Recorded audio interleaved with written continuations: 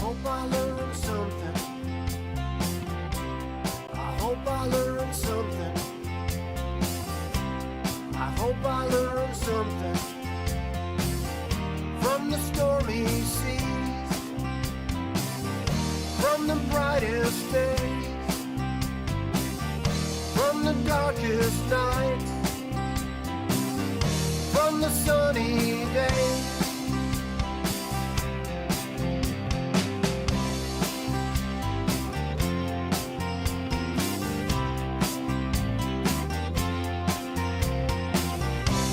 I hope you learned something. I hope you learned something. I hope you learned something from the stormy seas, from the brightest days, from the darkest nights, from the sunny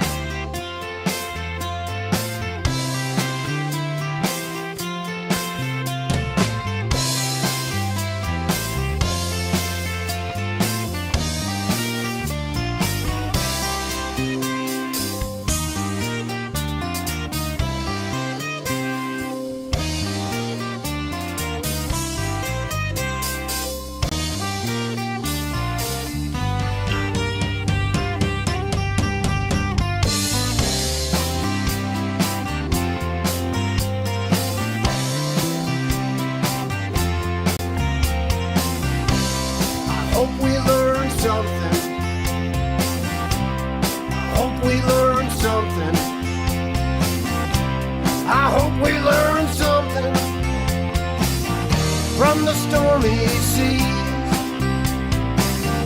from the brightest days, from the darkest nights, from the sunny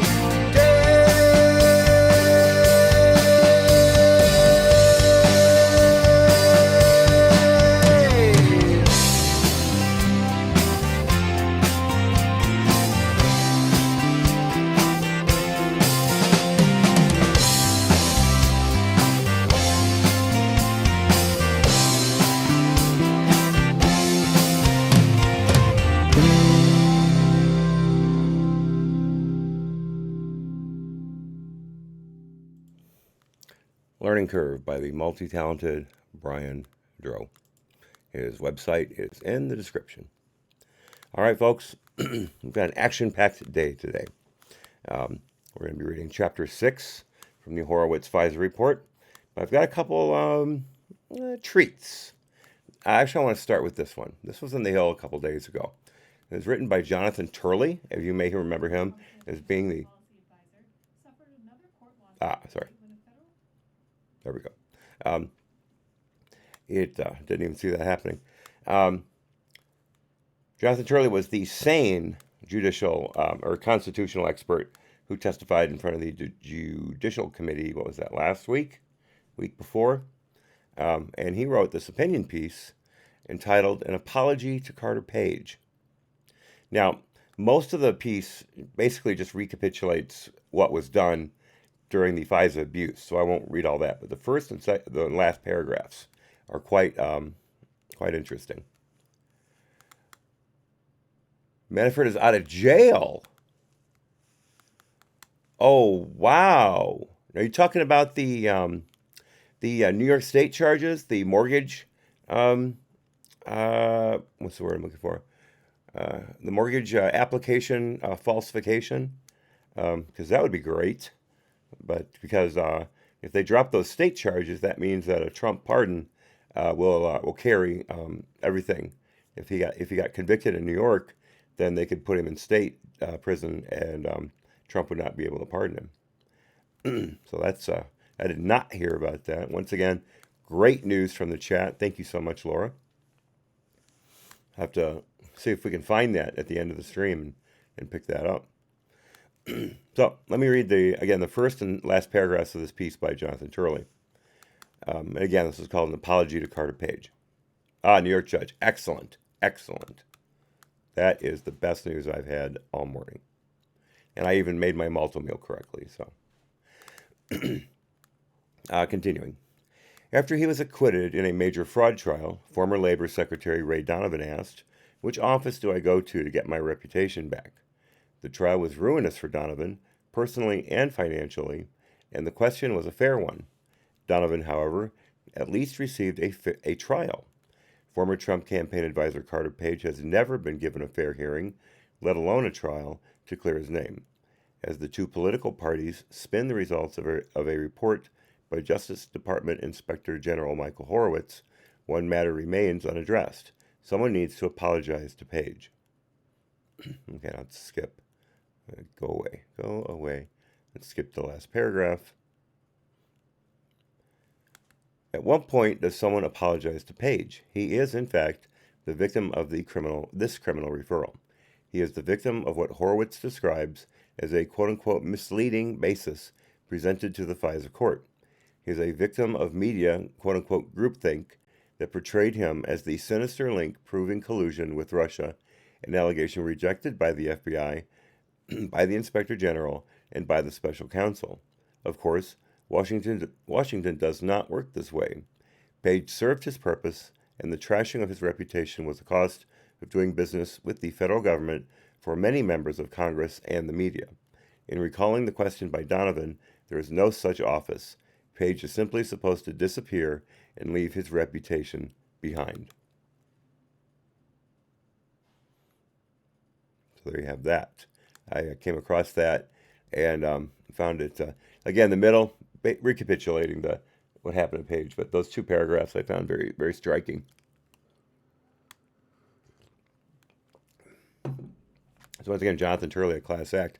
I don't know if any of you saw Carter Page on, I believe it was Hannity, a couple nights ago, but they had brought up this article, this opinion piece, and they asked Page what he thought about it, and he said, straight up, it's very kind of Turley, but I think he deserves apologies for the way he's been treated ever since his testimony. I think what he's going through is completely unfair. And so Carter Page didn't even take the opportunity to say, yeah, they owe me an apology, I'm going to sue everybody. He just went right to, I feel bad for Turley because of everything that's happened to him. That's a class act. Moving on from class to blast, how's that for a transition? We have the letter that Trump sent to Pelosi the other day. I have not read it yet. I've heard bits and pieces, and I've heard Nancy Pelosi refer to it as, I believe, sick, which means it was perfect. So let's get on with this. It's on the White House letterhead, dated December 17, 2019.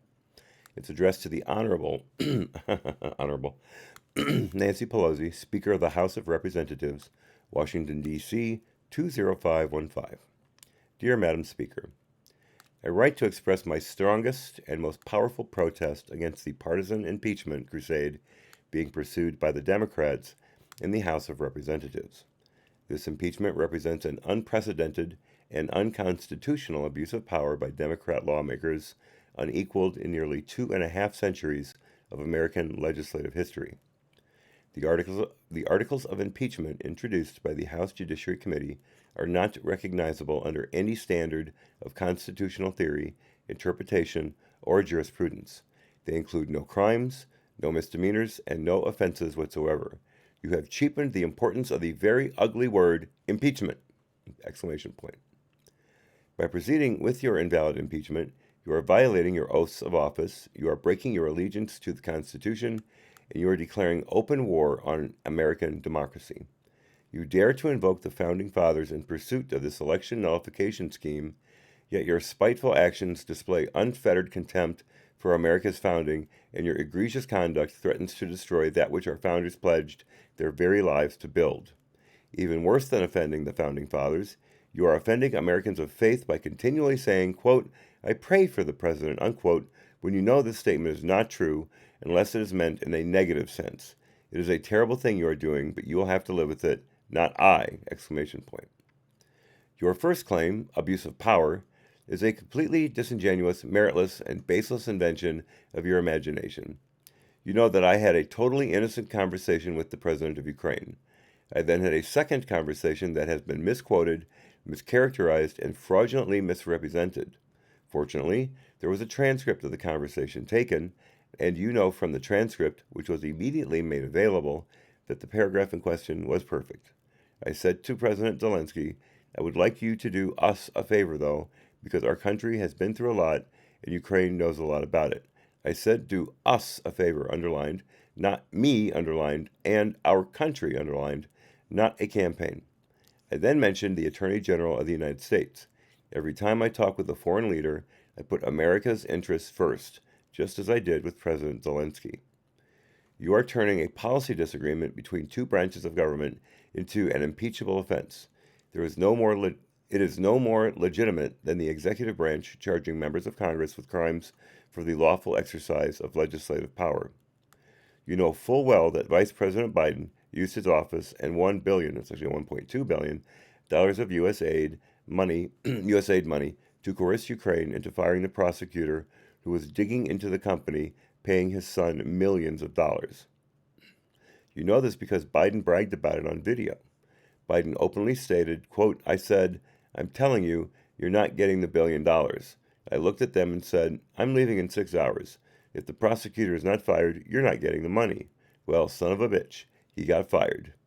Even Joe Biden admitted just days ago in an interview with NPR that it, quote unquote, looks bad. Now you are trying to impeach me by falsely accusing me of doing what Joe Biden has admitted he actually did. President Zelensky has repeatedly declared that I did nothing wrong and that there was no pressure, capital N, capital P. He further emphasized that it was a quote-unquote good phone call, that I quote-unquote don't feel pressure, and explicitly stressed that quote-unquote nobody pushed me. The Ukrainian foreign minister stated very clearly, quote, "I have never seen a direct link between investigations and security assistance," close quote. He also said there was quote-unquote no pressure. Senator Ron Johnson of Wisconsin, a supporter of Ukraine who met privately with President Zelensky, has said, quote, "At no time during this meeting was there any mention by Zelensky or any Ukrainian that they were feeling pressure to do anything in return for the military aid," close quote. Many meetings have been held between representatives of Ukraine and our country. Never once did Ukraine complain about pressure being applied, not once, exclamation point. Ambassador Sondland testified that I told him, quote, "No quid pro quo, I want nothing, I want President Zelensky to do the right thing, do what he ran on," close quote. Excuse me just a second.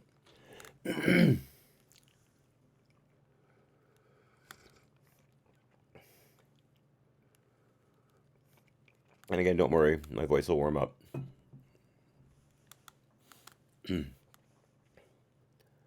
Continuing. The second claim, so-called obstruction of Congress, is preposterous and dangerous. House Democrats are trying to impeach the duly elected President of the United States for asserting constitutionally based privileges that have been asserted on a bipartisan basis by administrations of both political parties throughout our nation's history. Under that standard, every American president would have been impeached many times over. As liberal law professor Jonathan Turley warned when addressing congressional Democrats, quote, "I can't emphasize this enough. If you impeach a president, if you make a high crime and misdemeanor out of going to the courts, it is an abuse of power. It's your abuse of power. You're doing precisely what you're criticizing the president for doing," close quote. That's probably the best quote of the entire impeachment process. right up there with Sunderland's. Continuing. Everyone, you included, knows what is really happening. Your chosen candidate lost the election in 2016 in an electoral college landslide, 306 to 227, and you and your party have never recovered from this defeat. You have developed a full-fledged case of what many in the media call Trump derangement syndrome, and sadly, you will never get over it! You are unwilling and unable to accept the verdict issued at the ballot box during the great election of 2016. So you have spent 3 straight years attempting to overturn the will of the American people and nullify their votes. You view democracy as your enemy! Speaker Pelosi, you admitted just last week at a public forum that your party's impeachment effort has been going on for, quote-unquote, 2.5 years, long before you ever heard about a phone call with Ukraine. 19 minutes after I took the oath of office, the Washington Post published a story headlined, quote, "The campaign to impeach President Trump has begun," close quote. Less than 3 months after my inauguration, Representative Maxine Waters stated, quote, "I'm going to fight every day until he's impeached," close quote.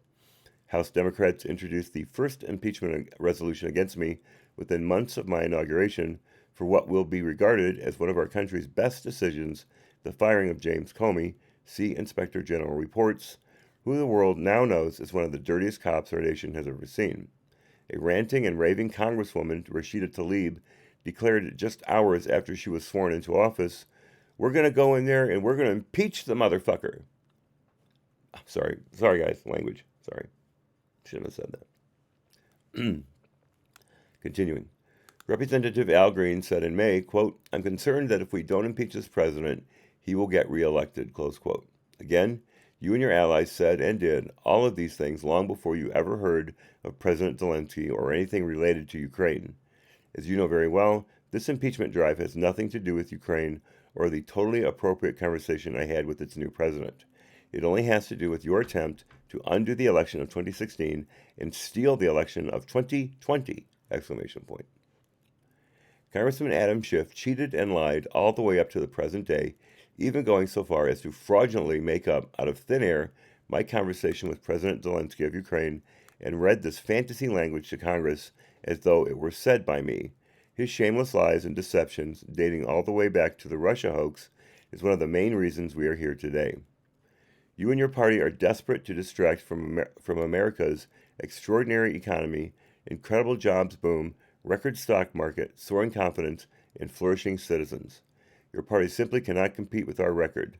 7 million new jobs, the lowest unemployment for African Americans, Hispanic Americans, and Asian Americans, a rebuilt military, a completely reformed VA with choice and accountability for our great veterans, more than 170 new federal judges, and 2 Supreme Court justices. Let me interrupt there real quickly. There's a list of the judges that are going to be voted in today in the Senate. 2 of them are going to the Southern District of New York bench. Rock and roll. Continuing.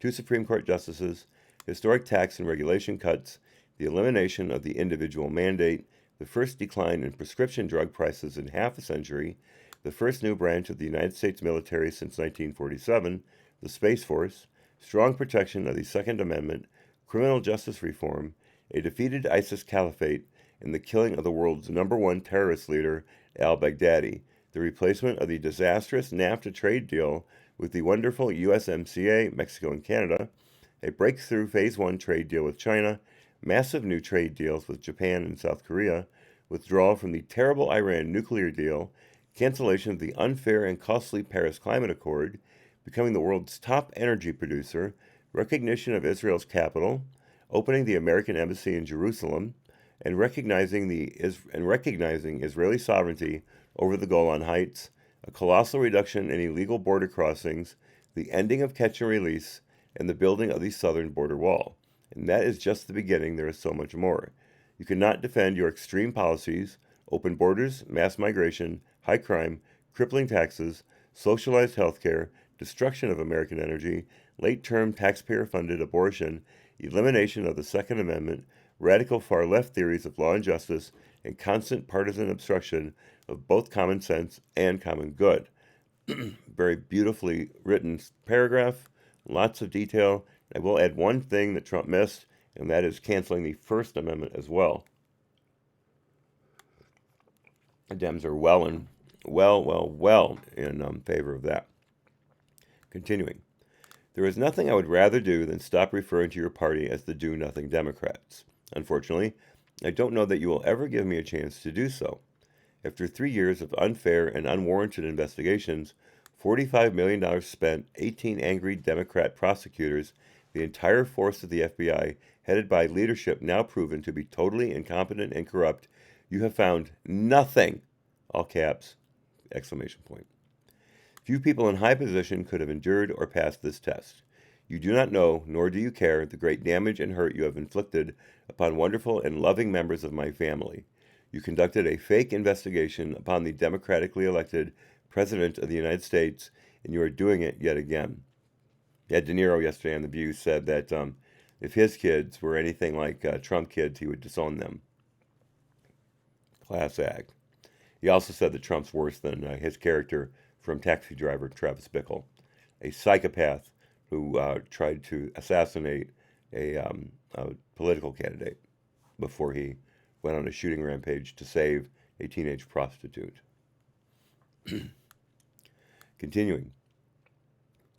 There are not many people who could have taken the punishment inflicted during this period of time and yet done so much for the success of America and its citizens. But instead of putting our country first, you have decided to disgrace our country still further. You completely failed with the Mueller report because there was nothing to find, so you decided to take the next hoax that came along, the phone call with Ukraine, even though it was a perfect call. And by the way, when I speak to foreign countries, there are many people with permission listening to the call on both sides of the conversation. You are the ones interfering in America's elections. You are the ones subverting America's democracy. You are the ones obstructing justice, and obstructing justice is is capitalized. You are the ones bringing pain and suffering to our republic for your own selfish, personal, political, and partisan gain. Before the impeachment hoax, it was the Russian witch hunt. Against all evidence and regardless of the truth, you and your deputies claimed that my campaign colluded with the Russians, a grave, malicious, and slanderous lie, a falsehood like no other. You forced our nation through turmoil and torment over a wholly fabricated story, illegally purchased from a foreign spy by Hillary Clinton and the DNC in order to assault our democracy. Yet when the monstrous lie was debunked and this Democrat conspiracy dissolved into dust, you did not apologize, you did not recant, you did not ask to be forgiven. You showed no remorse, no capacity for self-reflection. Instead, you pursued your next libelous and vicious crusade. You engineered an attempt to frame and defame an innocent person. All of this was motivated by personal political calculation. Your speakership and your party are held hostage by your most deranged and radical representatives of the far left. There he's giving Nancy an out. Each one of your members lives in fear of a socialist primary challenger. This is what is driving impeachment. Look at Congressman Nadler's challenger. Look at yourself and others. Do not take our country down with your party. Ooh, nice. Continuing. If you truly cared about freedom and liberty for our nation, then you would be devoting your vast investigative resources to exposing the full truth concerning the FBI's horrifying abuses of power before, during, and after the 2016 election, including the use of spies against my campaign, the submission of false evidence to a FISA court, the concealment of exculpatory evidence in order to frame the innocent. The FBI has great and honorable people, but the leadership was inept and corrupt. I think that you would personally be appalled by these revelations because in your press conference the day you announced the impeachment, you tied the impeachment effort directly to the completely discredited Russian hoax, declaring twice that, quote, all roads lead to Putin, close quote, when you know that is an abject lie. I have been far tougher on Russia than President Obama ever even thought to be. That's a direct fact. Continuing. Any member of Congress who votes in support of impeachment against every shred of truth, fact, evidence, and legal principle is showing how deeply they revile the voters and how truly they detest America's constitutional order. Our founders feared the tribalization of partisan politics, and you are bringing their worst fears to life. Worse still, I have been deprived of basic constitutional due process from the beginning of this impeachment scam right up until the present.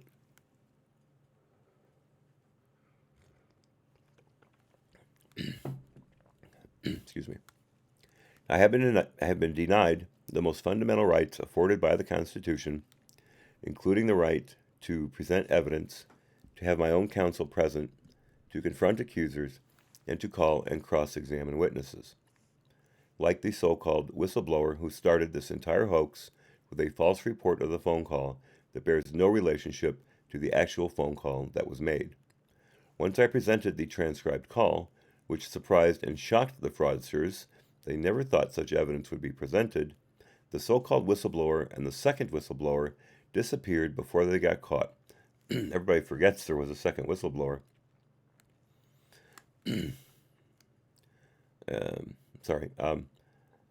Their report was a fraud, continuing, and they were no longer going to be made available to us. In other words, once the phone call was made public, your whole plot blew up, but that didn't stop you from continuing.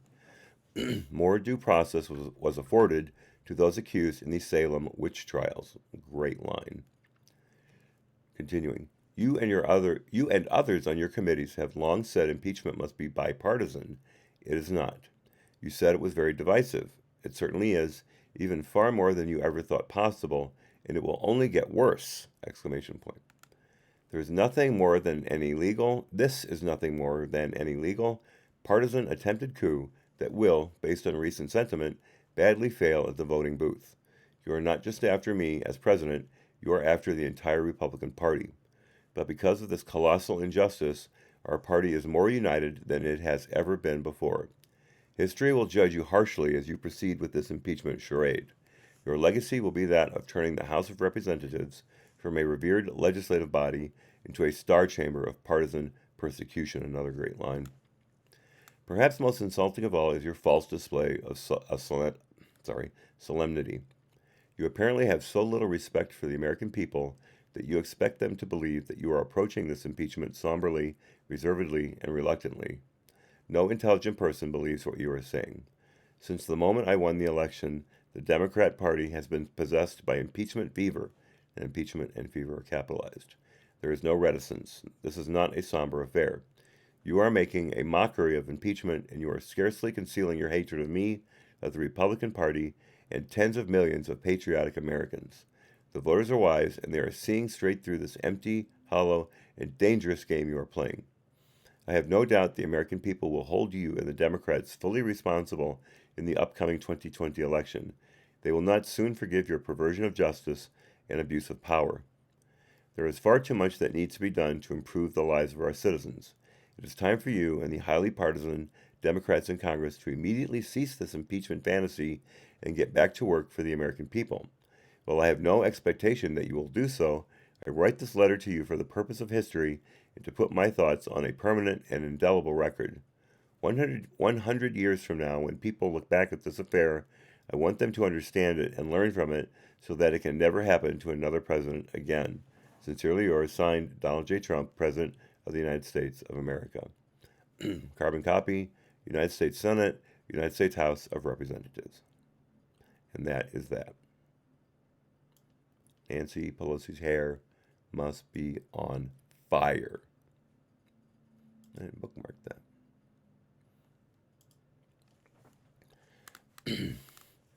What do you guys think of that?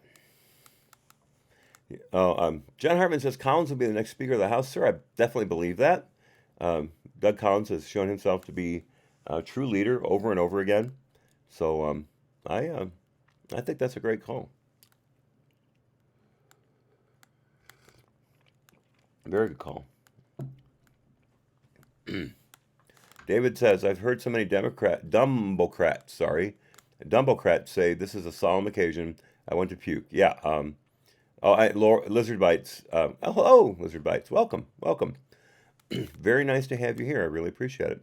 Lizard Bite says that and no one is above the law seems to be the favorite talking points, like puppets. I really appreciate you bringing that up, Lizard Bites. That is my personal bugbear when they say that, because it is completely gratuitous. And that's it. It's just completely gratuitous. It does not need to be said. Everybody knows that. The only problem is when they say that, they remind everyone that Hillary got off scot-free after committing something like 7 felonies against the Espionage Act. So, yeah, no one is above the law, right? Has Joe Biden been arrested yet? Or was he impeached during the Obama administration for that quid pro quo? I always do that with Ukraine. Nope. Was Obama impeached for the IRS affair, for the Iran deal, which completely subverted Congress and the Senate? The Paris Accord that was going to drive our economy into the dirt, fast and furious, where he protected Eric Holder from proper and lawful scrutiny by Congress by invoking bogus executive privilege, which he could have been charged with obstructing Congress, right? Jerks. Bunch of jerks. Thank you, Lizard Bites. I'll look back to you. Okay, folks, we did it. That one is in the books. We will now proceed to our regularly scheduled program, Michael Horowitz's The IG of the DOJ FISA report, and we are now on Chapter 6, FBI activities involving Christopher Steele after the first FISA and FBI efforts to assess Steele's election reporting. As detailed in this chapter, shortly after the Foreign Intelligence Surveillance Court, FISC, issued orders under FISA authorizing surveillance of Carter Page by the FBI closed Steele as a CHS because Steele disclosed his relationship with the FBI to a reporter. Following the FBI's closure of Steele, which we describe below, several other individuals provided the FBI with reports prepared by Steele, some of which the FBI had not previously received. Among the individuals who provided Steele with information to the FBI were Department Attorney, of course he's referring to Department of Justice, Attorney Bruce Orr, who we discussed below and in more detail in Chapter 9. Of course, they also got it from, I believe, Sidney Blumenthal and John McCain's staff, and the Department, other people in the Department of Justice. Continuing. Additionally, following Steele's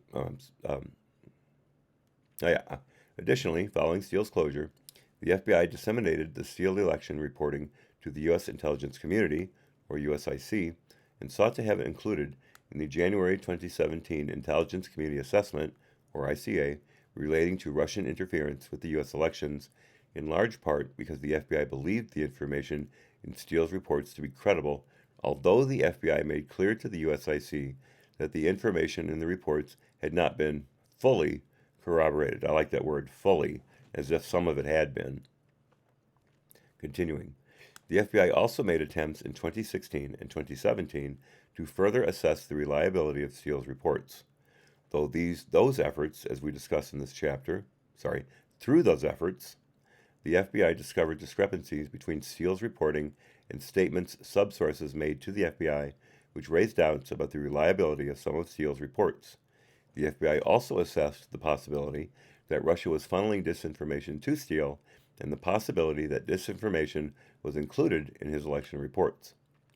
As we describe in this chapter, the FBI concluded, among other things, that although consistent with known efforts by Russia to interfere in the 2016 U.S. elections, much of the material in the Steele election reports, including allegations about Donald Trump and members of the Trump campaign, relied upon in the Carter Page FISA applications could not be corroborated, that certain allegations were inaccurate or inconsistent with information gathered by the Crossfire Hurricane team, and that the limited information that was corroborated related to time, location, and title information, much of which was publicly available. Section 1. Steele's briefing to Mother Jones and the FBI's closure of Steele as a CHS, or spy, in November 2016. At the end of October 2016, Steele provided a briefing to a Mother Jones reporter, that's David Korn, right? Or is it Michael Korn? Korn, in which Steele disclosed that he had provided the FBI with information showing connections between candidate Trump and his campaign and the Russian government. On October 31, 2016, 3 days after then FBI Director James Comey's public announcement that the FBI was reopening its investigation into then Secretary Clinton's use of a private email server based on the receipt of new evidence, Mother Jones published an article titled, quote, "A veteran spy has given the FBI information alleging a Russian operation to cultivate Donald Trump," close quote. Not even accurate in its lies. Continuing. The article described the work of a well-placed Western intelligence source, I'm getting tired of reading that, with a background in Russian intelligence who was sharing information with the FBI. The article presented information contained in Report 80 and quoted the officer as stating that, based on his interactions with the FBI, quote, "It's quite clear there was or is a pretty substantial inquiry going on," close quote. Let me see, there was something up there I wanted to comment on. Oh yeah, the Comey announcement of the reopening of the mid-year exam investigation. He's certainly caught a lot of flack from that from the Democrats, but he's also caught some flack of that from the Republicans. Not many, but still some, who felt that was completely egregious behavior to announce you're reopening an investigation when you're not supposed to talk about investigations in the first place. And it just goes to show the severe incompetence and overconfidence of Comey in his ability to do the right thing. He is a complete and utter boob, or booby, if you will, and has no concept of how to run an organization like the FBI. Had no concept, and still is clueless as to what he did as being wrong in many, many levels.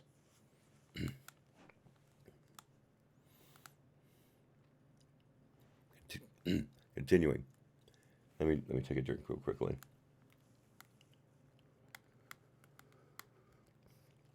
Diatribes always drive me out. Continuing. Steele's handling agent 1, that was easy, told the OIG that he first learned of the Mother Jones article on November 1 when Joe Pienka emailed him a copy. Handling Agent 1 telephoned Steele that day and asked him if he had spoken with the author of the article. According to Handling Agent 1's records, Steele confirmed that he had spoken with the author. Handling Agent 1's notes state that Steele was, quote, "concerned about the behavior of the FBI and was troubled by the actions of the FBI last Friday," close quote, i.e., Comey's announcement concerning the discovery of the additional Clinton emails. And again, about those Clinton emails, there was something, tens of thousands of emails they discovered on the Aberdeen Wiener laptop. And they said that they went through all of them in 3 days and discovered that there were no secret or confidential emails present on that laptop. Later, someone gave the order to go through the whole thing properly, and they found, I think, over a dozen emails that qualified as being illegally transferred under the Foreign Intelligence Act. That's Hillary for you. Continuing. The notes also state that Handling Agent 1 advised Steele that he must cease collecting information for the FBI, and it was unlikely that the FBI would continue a relationship with him. Handling Agent 1 told us he had no further contact with Steele after the November 1 telephone call. Upon learning of Steele's actions, then Assistant Director Bill Priestap decided that Steele had to be closed immediately. Senior leaders in the FBI's International Operations Division concurred with this decision during a meeting on November 3 and advised the FBI's legal attaché, or legat, in London, where, as described in Chapter 4, members of the Crossfire Hurricane team met with Steele in early October. I'm guessing it was London. It may not be, because it says European city, and some people don't consider UK to be part of Europe, so it may have been on the continent itself, but I think London is close enough, because that's Steele's home address. European city where, as described in Chapter 4, members of the Crossfire Hurricane team met with Steele in early October. that the decision to close Steele was quote-unquote non-negotiable. Handling Agent 1 finalized the necessary paperwork on November 17, 2016, which stated that Steele was closed on November 1 and was being closed for cause due to his disclosure of his confidential relationship with the FBI to a third party, footnote 313. The source closing communication document included the following, quote, was the individual aware of his/her status as a CHS? Yes, close quote. As we described in Chapter 4, Steele told us he was not a CHS for the FBI. It was never advised by Handling Agent 1 that he was a CHS, a claim that Handling Agent 1 disputes. And if you'll remember from the earlier description of that, the IG came down on the side of the handling agent as opposed to Steele. But there is a lot of discussion as to which of those realities is correct, whether Steele was a confidential human source or whether he wasn't. Steele thought that his company had a relationship with the FBI, not himself personally, and he was not bound by CHS rules. So you could say that Steele thought he was acting without any illegality or breaking of the rules when he talked to Isikoff and then Korn, Yahoo News and Mother Jones respectively. Continuing. Strzok told the OIG that the FBI closed Steele, quote, because he was a control problem. We did not close him because we thought he was a fabricator, close quote. According to Strzok, Steele's decisions to discuss his reporting with the media and to disclose his relationship with the FBI were, quote, horrible, and it hurt what we were doing, and no question, he shouldn't have done it, close quote. Well, then why did you guys keep leaking after that, if that was so terrible? Why did you continue to drop leads into the media about the Carter Page investigation when it was completely illegal to do so?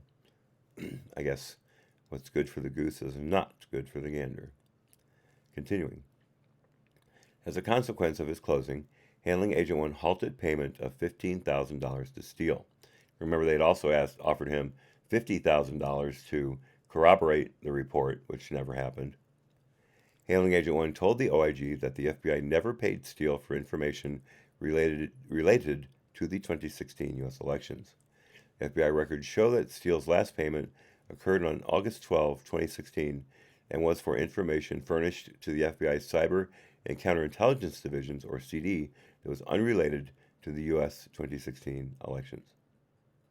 Steele told us that by the time of the Mother Jones interview, he and Glenn Simpson of Fusion GPS had decided not to continue with the FBI because the FBI, quote-unquote, was being deceitful. In particular, Steele stated that he had asked Orr and possibly Handling Agent 1 prior to late October 2016 why the U.S. government had not announced that the FBI was investigating allegations concerning the Trump campaign. Don't worry, they did it later. Steele said that he was told in response that the Hatch Act made it a criminal offense for a federal official to make a public statement within 90 days of an election to the detriment or benefit of a candidate, footnote 314. The Hatch Act is codified at 5 U.S.C. subsection 7321-7326. Section 7323A1 provides that, quote, an employee may not use his official authority or influence for the purpose of interfering with or affecting the result of an election, close quote. So everybody is involved in Hatch Act violations. Let's see, that was 314. Here we go. Both Orr and Handling Agent 1 told us that they had no recollection of discussing the Hatch Act with Steele. Steele explained that he became frustrated with the FBI at the end of October when Comey notified Congress close to the election that the FBI was reopening the Clinton email investigation, and the New York Times quoted law enforcement officials as saying that they had found no direct link between Trump and the Russian government. Footnote 315. This is a link, or I shouldn't say a link.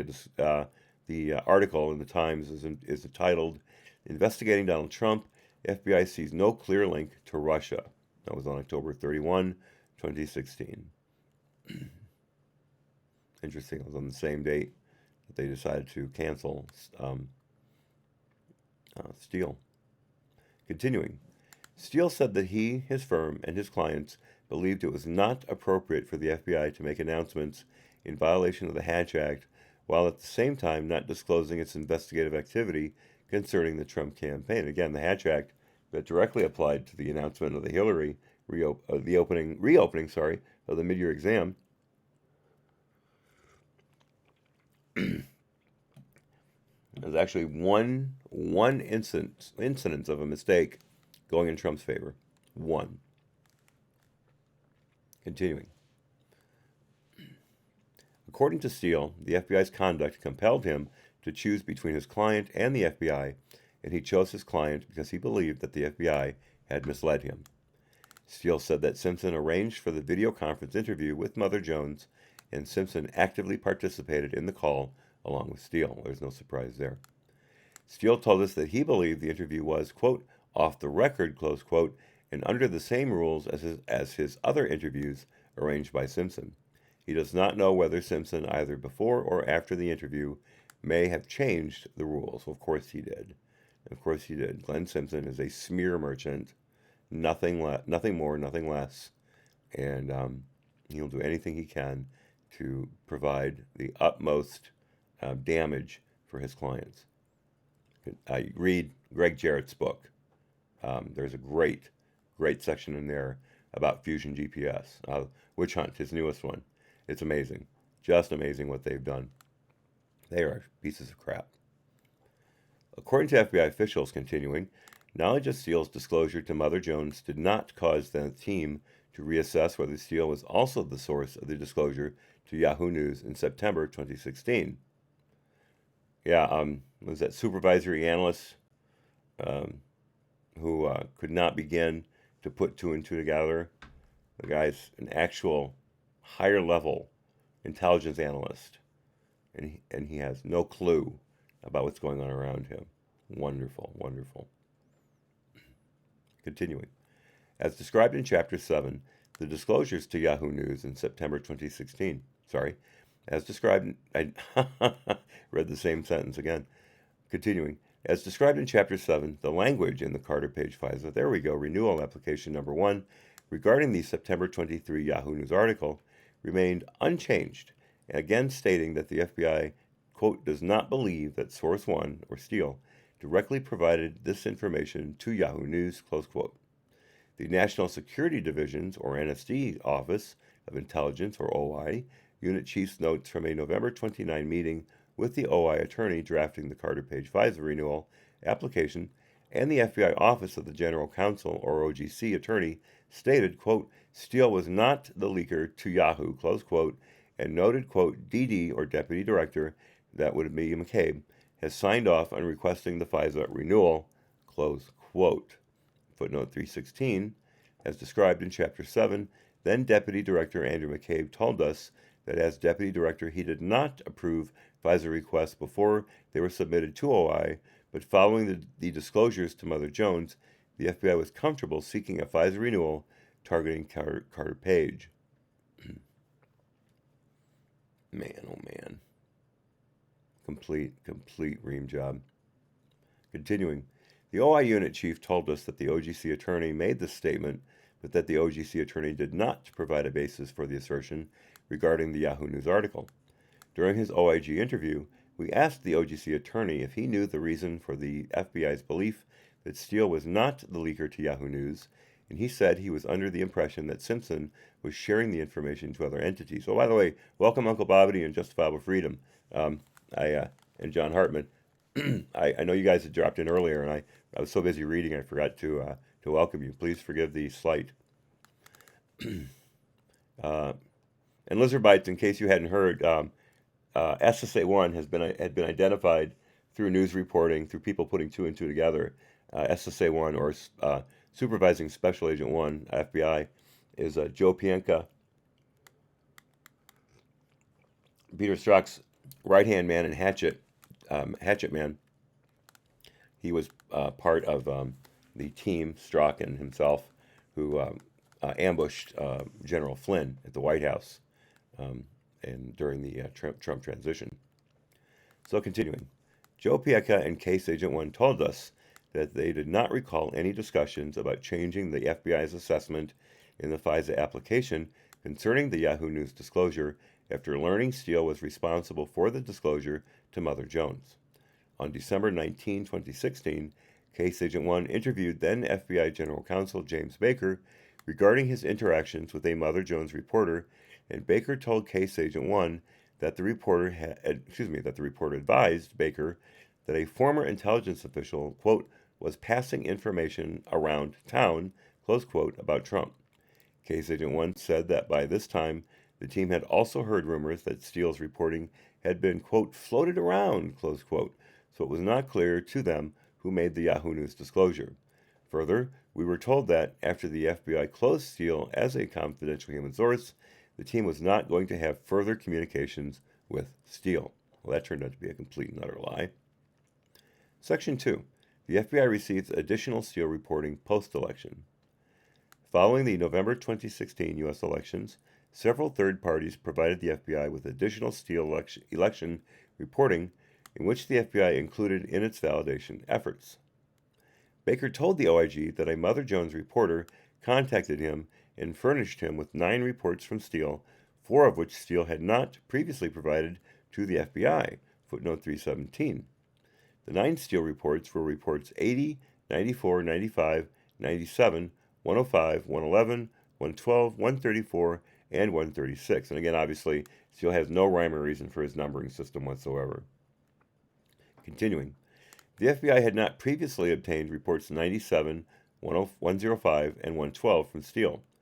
According to an FBI FD 302 in a conversation later that month, the Mother Jones reporter advised Baker that the Steele reports had also not been furnished to 2 members of Congress, had been furnished, to 2 members of Congress, and that Steele was surprised that his reporting had not received more attention in the media. This guy's a real media darling, if you will. There's another word I was going to use that describes ladies of the evening, but I don't think that's quite appropriate to say out loud. Continuing. As described above, Baker was interviewed by Case Agent 1, and Baker's discussion with the Mother Jones reporter was documented in an FBI FD 302 report. According to the 302, we all know what that is, Baker received a collection of Steele's reports from the Mother Jones reporter, which Baker forwarded to pre-staff for analysis, footnote 318. The Mother Jones reporter has stated publicly that he provided Steele reports to Baker. See, a new right-wing smear campaign targets a former FBI official to distract from Russia scandal. There's a link there. They actually made a proper link. That's at the bottom of page 175, for those of you who care to find it. Okay, that was footnote 318. Continuing. Several weeks later, on December 9, 2016, Senator John McCain, as we just said, provided Comey with a collection of 16 Steele election reports, 5 of which Steele had not given the FBI, footnote 319. What the hell? These were Steele reports 80, 86, 94, 95, 97, 100, 101, 102, 105, 111, 112, 113, 130, 134, 135, 136. FBI records show that the FBI had not previously received reports 86, 97, 105, 112, and 113 from Steele. Continuing. McCain had obtained these reports from a staff member at the McCain Institute. The McCain Institute staff member had met with Steele and later acquired the reports from Simpson. Steele told the OIG that a former European ambassador to Russia, who was generally familiar with Steele's election reporting, informed Steele that the former ambassador would be meeting with Senator McCain at a conference in Nova Scotia in November, and asked Steele whether he wanted the former ambassador to talk with McCain about the election reporting. Steele, just a second, let me...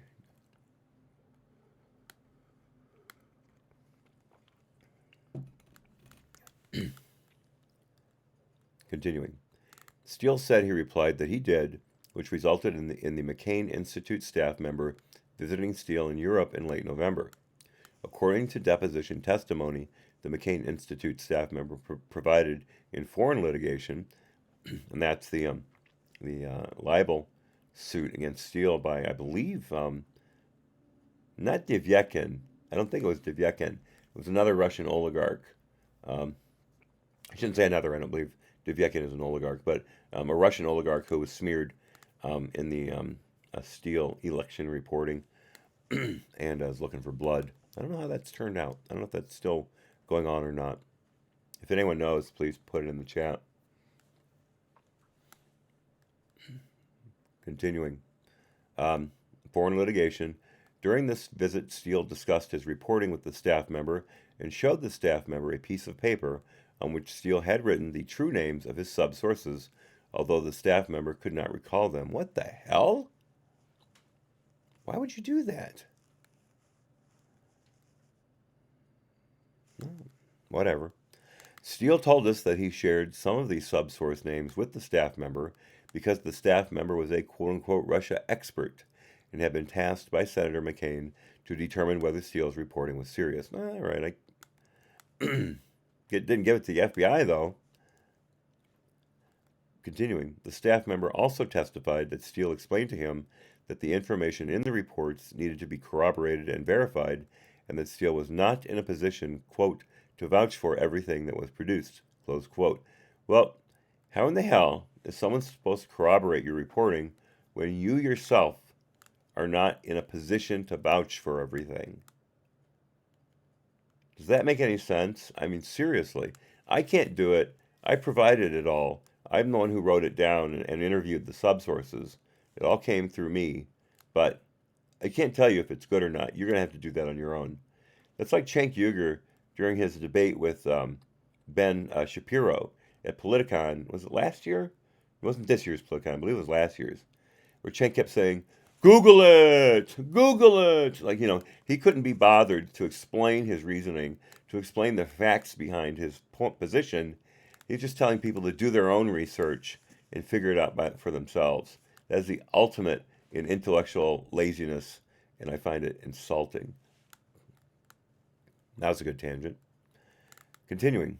Additionally, as we detail in Chapter 9 on December 10, Department Attorney Bruce Orr received a thumb drive from Simpson containing some of Steele's election reports and provided the thumb drive to the FBI. And here we go. That's footnote 320. These were the same Steele reports that Senator McCain gave to Comey on December 9, except that the thumb drive did not include Report 130. Continuing. Included among the reports on the thumb drive was a document that the Crossfire Hurricane team had not previously seen, which recounted that a senior official in the Russian Ministry of Foreign Affairs had reported that a rumor was circulating that President-elect Trump's delay in appointing a new Secretary of State was the result of a quote-unquote intervention by Putin and the Kremlin, and that they had requested Trump to appoint a quote-unquote Russia-friendly figure who was prepared to lift sanctions against Russia. A rumor.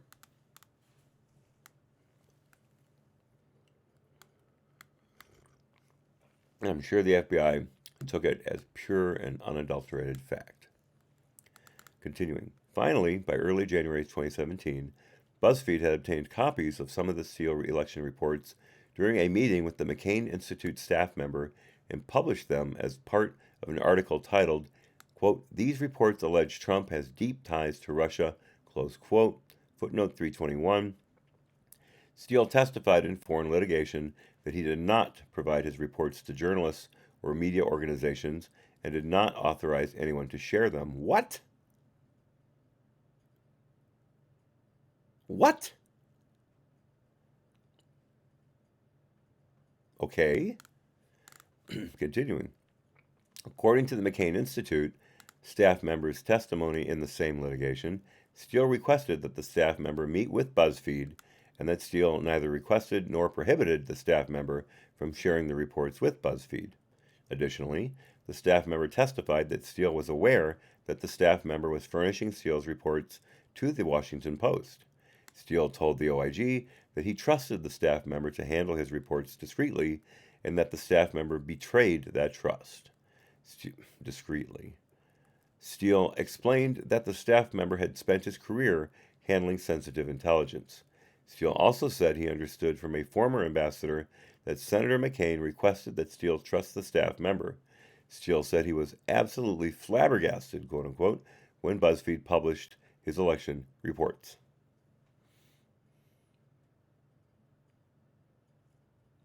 Just do this.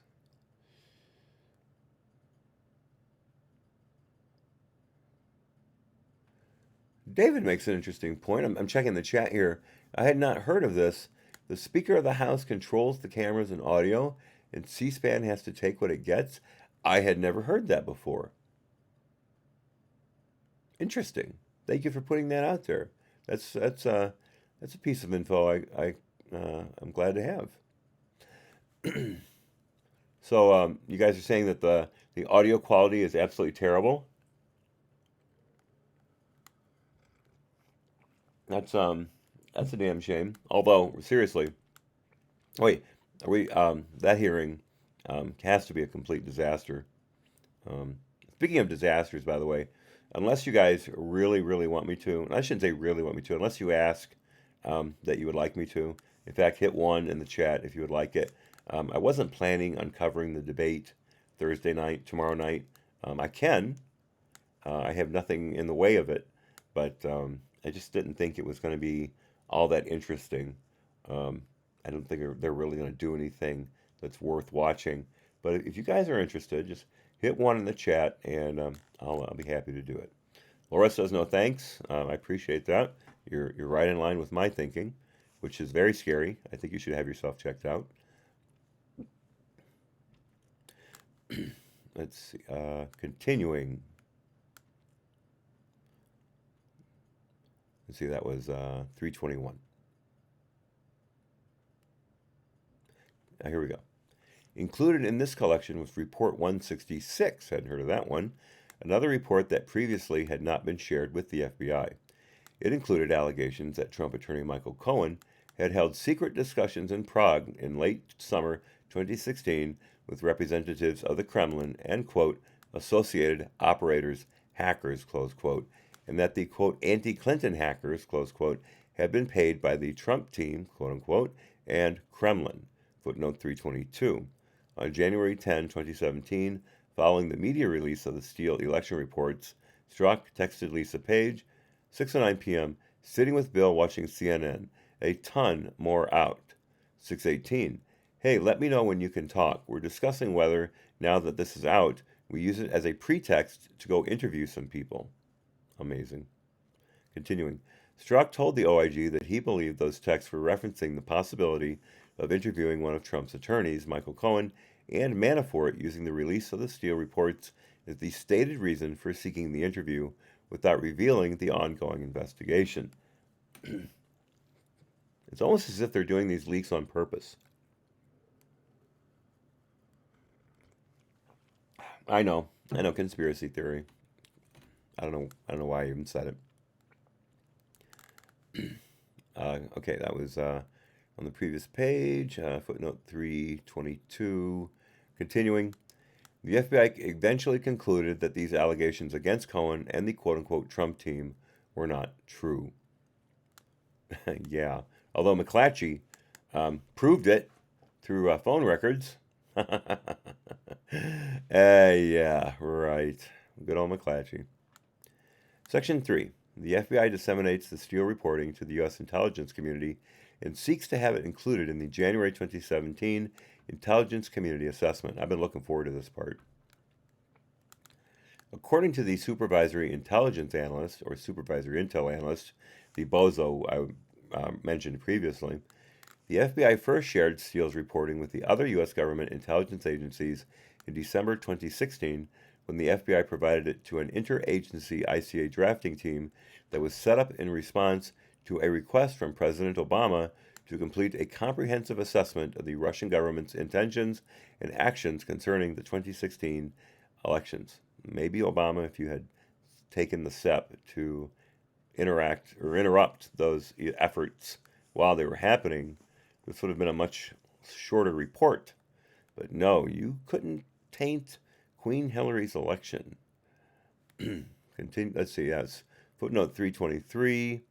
Strzok said he believed that the FBI also may have furnished the Steele election reports to the intelligence service of a friendly foreign government, but he did not have a specific recollection of it. And again, of course, I'm sorry, Senator, I do not recall. Okay, continuing. Members of the interagency ICA drafting team from the FBI, NSA, and CIA, with oversight from the Office of the Director of National Intelligence, or ODNI, worked jointly to prepare a report known as the Intelligence Community Assessment, or ICA. As part of these efforts, both Priestap and the FBI Section Chief of CD's Analysis Section 1, or Intel Section Chief, wrote to the CIA in separate correspondence and described Steele as quote-unquote reliable. Continuing. Whether and how to present Steele's reporting in the ICA was a topic of significant discussion within the FBI and with the other agencies participating in drafting the ICA. On December 16, 2016, the Intel Section Chief explained in an email to the FBI, Deputy Director wants the Steele reporting included in the submission with some level of detail to include the newest stuff that supervisory intel analysts can send you on the red side. Include details like the potential compromising material, etc. Can you please add a section characterizing Steele, obviously, in coordination with supervisory intel analyst? The red side. I have no idea what that means. Can send you on the red side. Interesting. Good old jargon. Continuing. The Intel Section Chief told us that he asked then Deputy Director Andrew McCabe whether McCabe wanted to limit the FBI's submission to information concerning Russian election interference or to also include allegations against candidate Trump. The Intel Section Chief said that McCabe understood President Obama's request for the ICA to require the participating agencies to share all information relevant to Russia and the 2016 elections, and the Steele election reporting qualified at a minimum due to concerns over possible Russian attempts to blackmail Trump.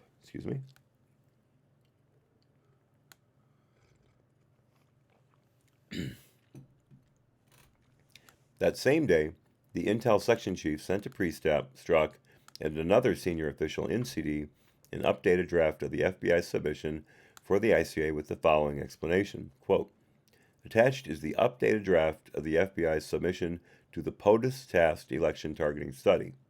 It now incorporates the Steele reporting at the Deputy Director's request. This has obviously increased the sensitivity of the attached document. Close quote. The Intel Section Chief said that the heightened sensitivity resulted from the reporting's allegations of collusion. Quote, the minute we put the Steele election reporting in there, it goes from what you'd expect the FBI to be collecting in a counterintelligence context to direct allegations about collusion with the Trump campaign, close quote. The following day, December 17, Comey completed his review of the FBI's draft submission for the ICA and emailed Priestap, McCabe, Strzok, the Intel Section Chief, the FBI Director's Chief of Staff, and Baker, describing a call he had with then DNI James Clapper. Say anything you want in the chat regarding James Clapper. I don't care. Just put it out there. You can't shock me at all with any livid description you have of James Clapper. Go for it.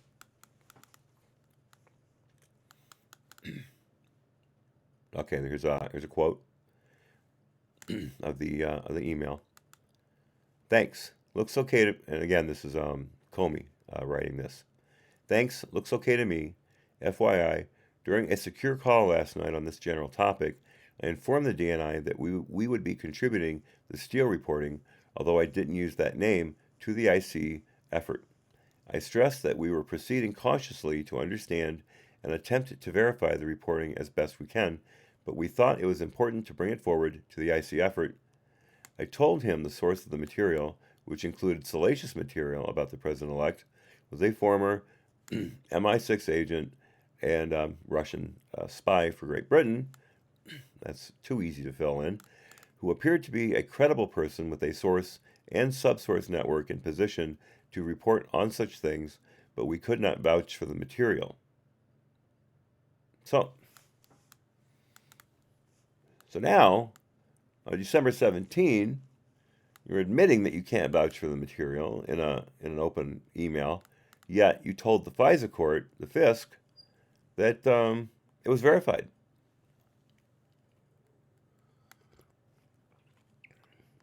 And Comey lied through his teeth during that interview with Chris Wallace. Lied through his teeth. Okay. Continuing, I said nothing further about the source or our attempts to verify.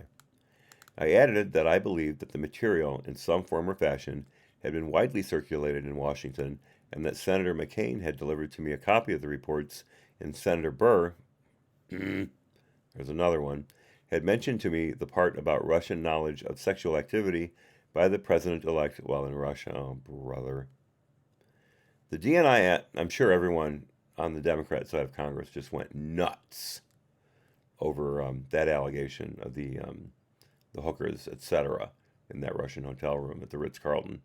I bet that was fapping material for some of those guys. Maybe I shouldn't have said that. I apologize if that was too much. Continuing, the DNI asked whether anyone in the White House was aware of this, and I said, quote, not to my knowledge, unquote. Bull crap. He thanked me for letting him know, and we didn't discuss it further. That closes the quote. According to the Intel section chief and supervisory Intel analyst, as the interagency editing process for the ICA progressed, the CIA expressed concern about using the Steele election reporting in the text of the ICA. The supervisory Intel analyst explained that the CIA believed that the Steele election reporting was not completely vetted and did not merit inclusion in the body of the report. The Intel section chief stated that the CIA viewed it as, quote, internet rumor, close quote. Point to the CIA. Point to the CIA. Watcher, welcome. Thanks for stepping in.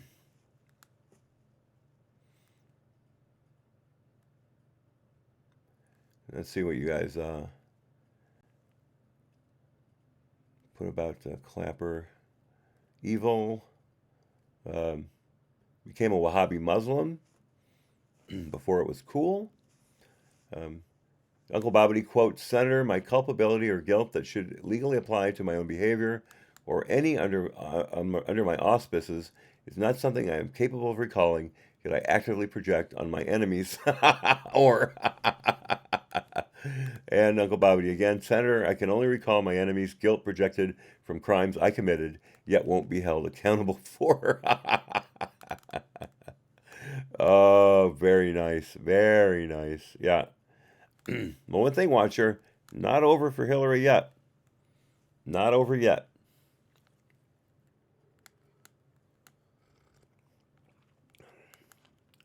Have to see if Christopher Wray grows a pair. I heard that there might be an investigation ongoing right now. It's kind of a rumor, but we'll have to know. So continuing, on December 28, 2016. McCabe wrote to then ODNI Principal Deputy Director objecting to the CIA's proposal to present the Steele information in an appendix to the ICA.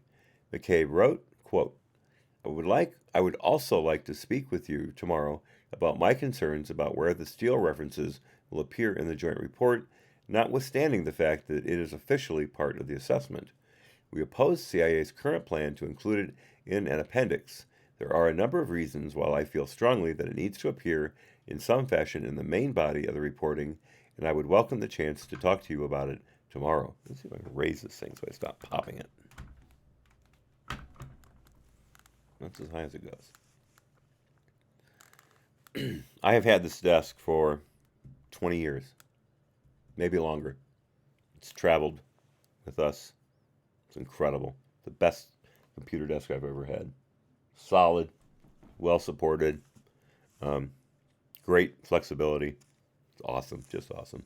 I wish I could tell you where I got it so you could look for one yourself, because it really is an outstanding piece of furniture. Continuing, there's a hell of a aside. McCabe told the OIG that he had 3 reasons for believing that the Steele election reporting needed to be included in the ICA. 1. President Obama had requested, quote, Everything you have relevant to this topic of Russian influence, close quote. 2. The Steele election reporting was not completely vetted, but was consistent with information from other sources and came from a source with, quote, a good track record, close quote, that the FBI had, quote unquote, confidence in. And 3. McCabe believed the FBI, as an institution, needed to advise the president about the Steele election reporting because it had been widely circulated throughout the government and media circles and was likely to leak into the public realm. That's because you're dealing with your version of the FBI, the J. Edgar Hoover version. Continuing. McCabe said he felt strongly that the Steele election reporting belonged in the body of the ICA because he feared that placing it in an appendix was, quote unquote, tacking it on in a way that would, quote unquote, minimize the information and prevent it from being properly considered. McCabe's view did not prevail. The final ICA report was completed early in the first week of January 2017 and included a short summary and assessment of the Steele election reporting, which was incorporated in an appendix. In the appendix, the intelligence agencies explained that there was, quote, only limited corroboration of the source's reporting, close quote, and that Steele's election reports were not used, quote, to reach analytic conclusions of the CIA, FBI, NSA assessment, close quote. The Intel section chief told us that the reference to, quote unquote, limited corroboration was addressed to the, quote unquote, whole body of Steele's reporting and not just those portions concerning Trump. He said that there was corroboration of certain facts as well as the, quote unquote, thrust of the reporting regarding the Russian actions to disrupt the election and cause discord in the Western Alliance. Real quickly on the ICA, let's remember that when it came out, the media pounded into our heads that all 17 U.S. intelligence agencies had concluded, not agreed, concluded that Russia had helped Trump win the election.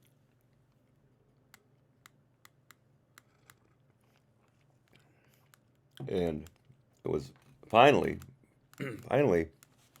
put out months after that in fact, only the FBI, CIA, and NSA had concluded that, and that the other agencies just went along with it. They agreed with it. They had done no investigation on their own, no work on their own in order to come up with that conclusion. It was merely an agreement with the top three agencies. David Von Kettering says, my TDS sister hates Hillary as much as she does Trump, but is convinced Hillary is out of reach of the justice system. That is a scary, scary thought. I'm sorry, you wrote Hitlery. My mistake. Hitlery, not Hillary. Got to get that right. Man. Well, I have family members who don't even think she did anything wrong. So, there you go. Continuing. The Intel section chief told us that the reference to... No, I'm sorry, I already read that. No. The Intel section chief told us that the reference to, quote-unquote, limited corroboration was addressed to the, quote-unquote, whole body. No, I did read that. Okay, last sentence in that paragraph. Here we go. He said that there was corroboration of certain facts as well as the, quote-unquote, thrust of the reporting regarding Russia's actions to disrupt the election and cause discord in the Western Alliance. Continuing. We asked Comey whether he recalled having any conversations with then CIA Director John Brennan. Again, lay him to waste, folks. Anything you want to say, go for it. Go for it. Or other members of the USIC about how the Steele election reports should be presented to the president. Comey stated, and this is a long quote, I remember being part of a conversation, maybe more than one conversation, where the topic was how the Steele reporting would be integrated, if at all, into the IC assessment. And I don't remember participating in debates about that. I think I was just told in a meeting with Clapper and Brennan and Rogers, then NSA director, that the IC analysts found it credible on its face and gravamen of it? and consistent with other information, but not in a position where they would integrate it into the IC assessment. Okay, gravamen. I gotta look that up. I have never seen that word before. I don't even know if I'm pronouncing it right. Gravamen. Definition. Gravamen. I'm sorry, it's gravamen.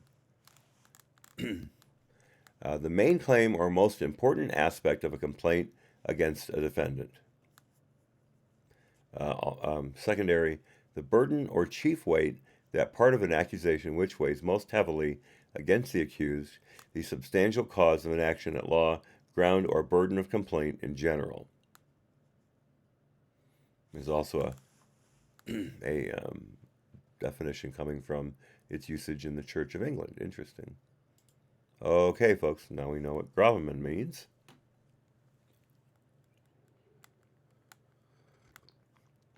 Laura, you probably knew that. I'm sorry. Yeah, you already corrected me. Gravamen. I did it again, didn't I? Gravamen.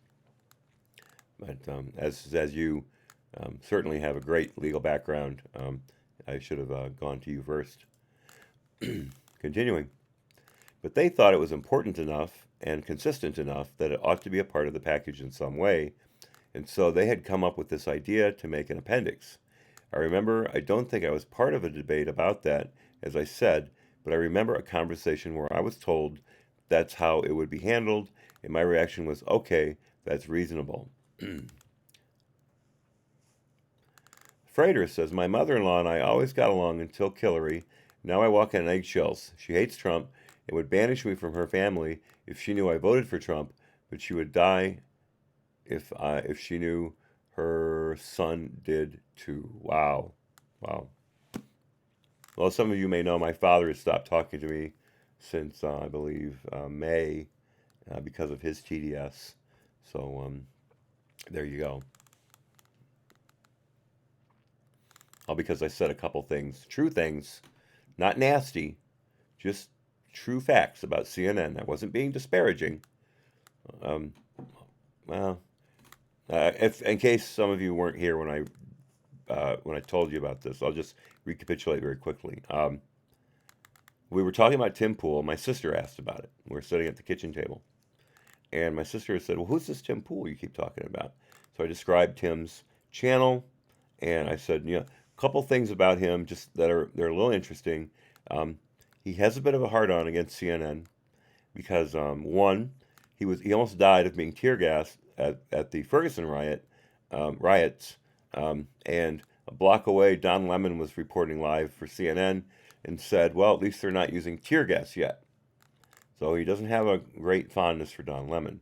And I said, second of all, CNN has a YouTube channel with millions of subscribers, yet some of Tim's videos get more views than CNN's videos do. So there's that. My dad said, if you're going to talk real cold, and when my dad's mad, he gets freezing cold. And he says, if you're going to talk about CNN, I'm going to talk about Fox. And I said, go ahead. I'm not married to the channel. I don't care. Say whatever you want. So he's sitting there with his arms crossed, not saying a word for the next 20 minutes. And I got up to get a drink, and I walked behind him, and I said, Dad, I don't care who you vote for. I don't care what you watch. I love you, and I'll always love you. Well, that wasn't good enough. A few weeks later, he told my sister that I owed him an apology because I brought up politics, and I broke the house rule. Well, he had never told any of us that that was a house rule. It was completely double secret probation crap. And I found out, my sister told me, and I tried calling him 3 times in 1 week. And the third call, he never answered. The third call, I said, look, obviously I can't get a hold of you right now. Please call me when you get a chance. We need to talk. Never called back. That was in May. Haven't seen him since.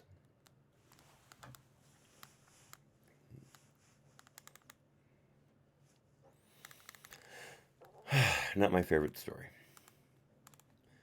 Okay, that ended Comey's quote, continuing. According to Comey, the inclusion of the Steele election reporting as an appendix to the ICA was not a value judgment about the quality of the information. Instead, it reflected the relatively uncorroborated and incomplete status of the FBI's assessment. Comey told the OIG that the Steele election reporting was, quote-unquote, not ripe enough, mature enough to be in a finished intelligence product. Let me scoot over a little bit. Continuing. On January 5, 2017, Clapper, then NSA Director Michael Rogers, Brennan, and Comey briefed the ICA report to President Obama and his national security team, followed by a briefing for congressional leadership on the morning of January 6, 2017, and finally a briefing for then President-elect Trump and his national security team on the afternoon of January 6, 2017. Hello, Lucy. Hello, kitty cat. She got on my shoulder again last night while I was watching Hannity on the PC. It's just easier for me than to go into the front room. Besides, the chairs in the front room don't really work well with me right now. And she climbed up on my left shoulder, like she's doing right now. And then she turned her body around, ouch, so that her butt was on my left shoulder. Darn it. Lucy, lay down. Lay down. And her body was draped across my chest. I'm sorry about banging the mic, folks. Sorry about that. I've got to move it so you can hear me. Lucy, I can't see the screen. Give me a break. Come on, over here. Over here. Over here. Lucy, you're going to have to get down if you don't move. Come on, move. All right, that's better. Okay, that was cute, but man, this got all screwed up. But completely unwieldy. Now she's on my lap. Life is good. Let's see. Where were we before we were so thoroughly interrupted? Let's see. Okay, here we go. Comey told the OIG that the plan for the ICA briefing of President Trump-elect had two parts. Excuse me. Now, watcher, you know what? If you add up all the time she's been on the screen in the last 2 days, it's probably getting close to 15 minutes. And for those of you who missed it yesterday, look at the comments in yesterday's video. David Von Kettering was kind enough to put a time hack in there of the, I don't know if it was the first or second appearance, but he did get one of those in a time hack. So just go to the comment section and you can watch one of those events for yourself. It's a little better than the one we just had. Actually, much better. Okay. The second part. No, here we go. Two parts. The first part of the briefing, jointly conducted by Clapper, Brennan, Rogers, and Comey, involved advising Trump and his national security team of the overall conclusions of the ICA. The second part of the briefing involved notifying the president-elect of information from Steele's reporting that concerned Trump's alleged sexual activities in Moscow several years earlier. Comey stated that the other U.S. IC directors agreed that Trump had to be briefed on this information, and Clapper decided the briefing should be done by Comey in a small group or alone with the president-elect. Yeah, and this was a complete setup by Comey and by Clapper in order to get the president's briefing leaked to the press because and then they would have a predicate to go after Trump.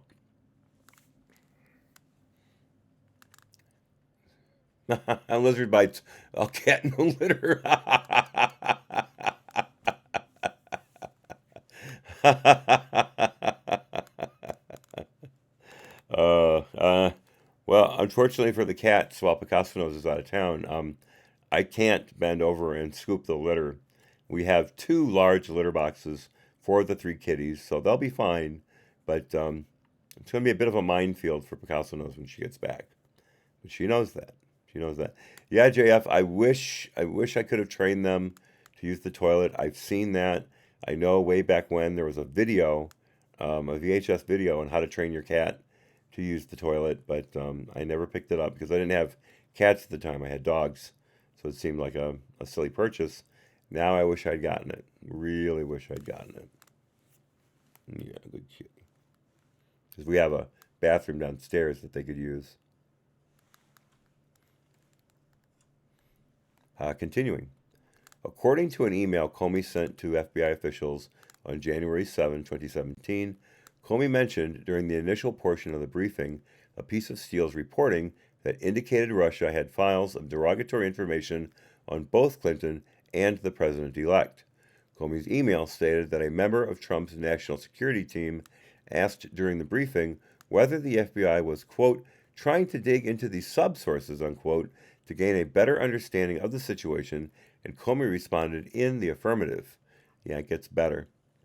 Comey's email reflects that, after the first portion of the meeting ended, Comey stayed behind to speak with President-elect Trump alone about the part of the Steele election reporting that dealt with Trump's alleged sexual activity. And again, why bother with that?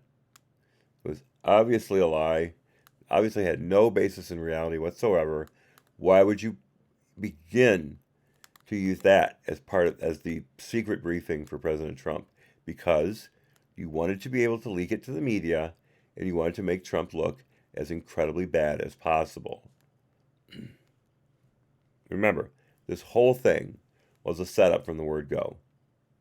As soon as they got the FISA on page, they knew ultimately they were going to get Trump out of office by hook or by crook. The special counsel was planned from the word go. All of this was a setup. None of it happened by chance.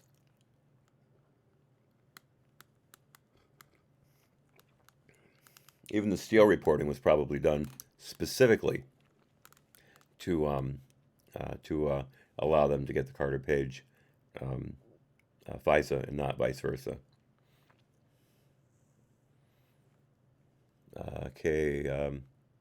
Continuing.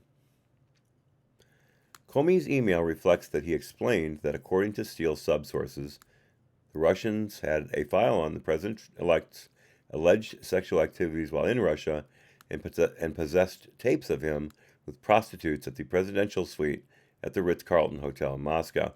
I heard someone once say there is no presidential suite at the Ritz-Carlton. I don't know that for a fact. I had heard that mentioned once.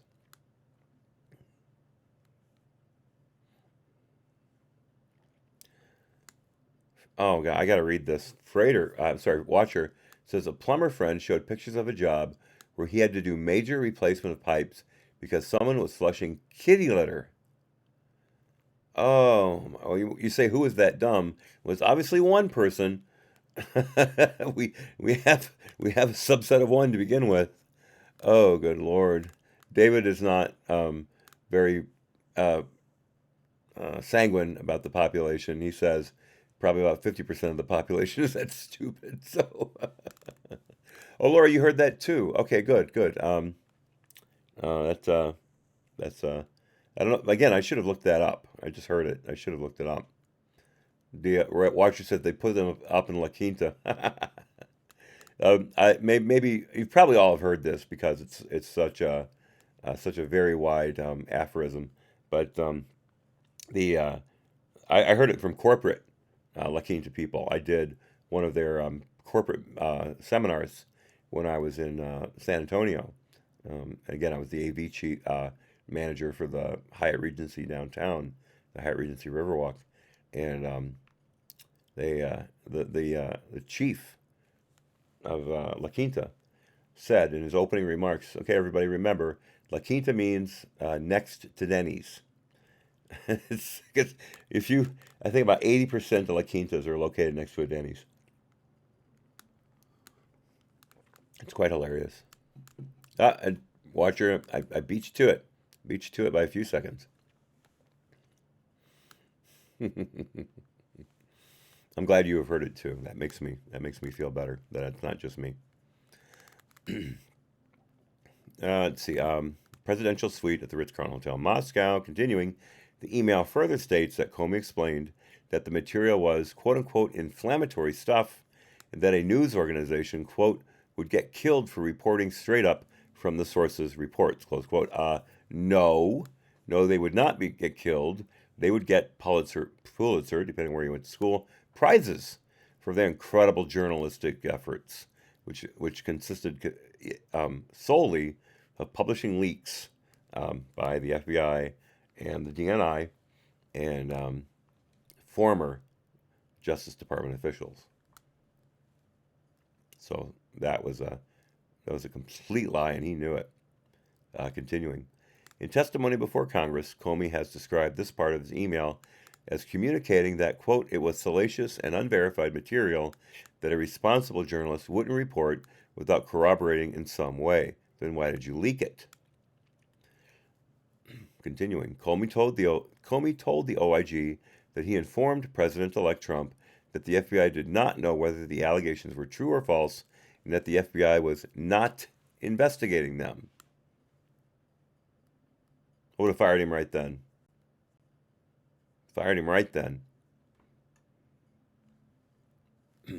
But Trump was trying to mollify the intelligence community. He didn't want to rock the boat because they were attacking him left and right. So he thought if he kept Comey, he could keep the peace. Again, that's a false hope because you cannot mollify the Democrats. They are out for blood every step of the way. You have to go toe-to-toe, fist-to-fist, mano a mano.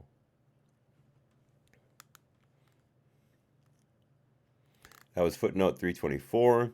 In the OIG's report of investigation of former Federal Bureau of Investigation Director James Comey's disclosure of sensitive information and handling of certain memoranda, August 2019. I remember that. I should have done that. We described Comey's creation of the January 7, 2017 email that memorialized his January 6, 2017 meeting with Trump. Prior to this meeting, Comey met with senior leaders of the FBI and the Crossfire Hurricane investigation and discussed a number of concerns about Comey meeting alone with Trump. One of the topics discussed was Trump's potential responses to being told about the quote-unquote salacious information, including that Trump might make statements or provide information of value to the Crossfire Hurricane investigation. So again, they're using a briefing as a pretext to gain information helpful to their freaking phony FISA report. They did it to Trump and General Flynn in the White House during the transition, and they're doing it to Trump alone. This is the snakes in the grass that the FBI was, or at least was, that we know of. Can't say anything about where it is now.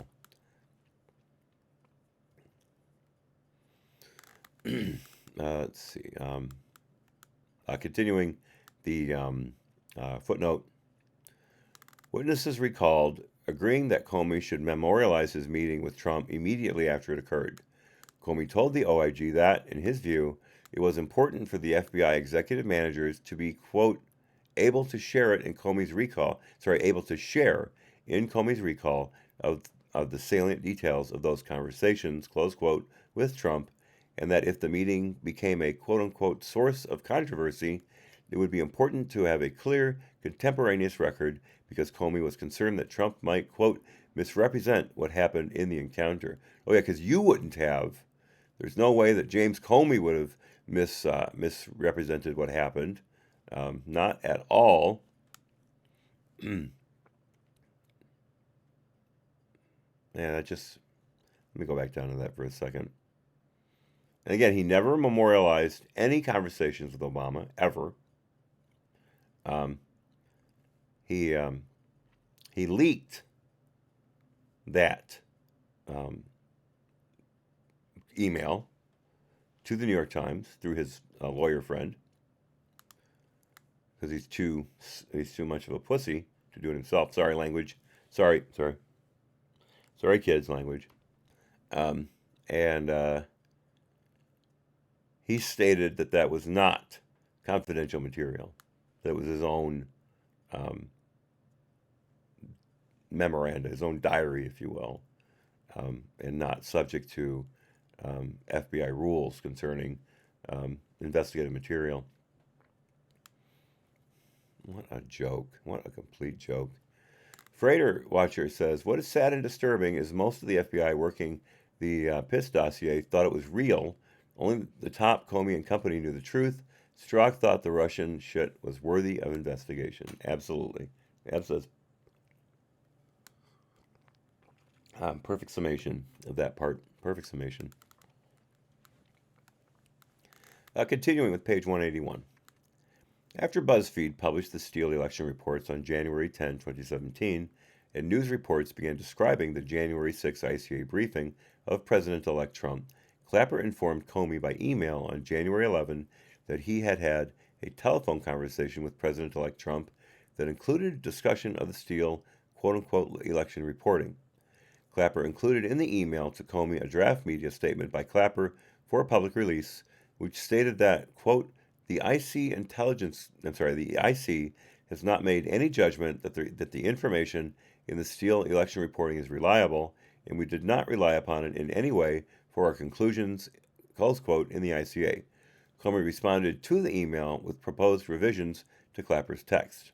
Quote, I just had a chance to review the proposed talking points on this for today.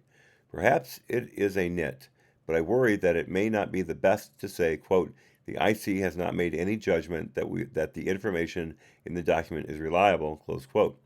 I say that because we have, all caps, concluded that the source, Steele, is reliable and has a track record with us of reporting reliable information, which is a load of hooey. We have some visibility into a source network, some of which we have determined to be subsources in a position to report on such things. Again, that's a load of crap.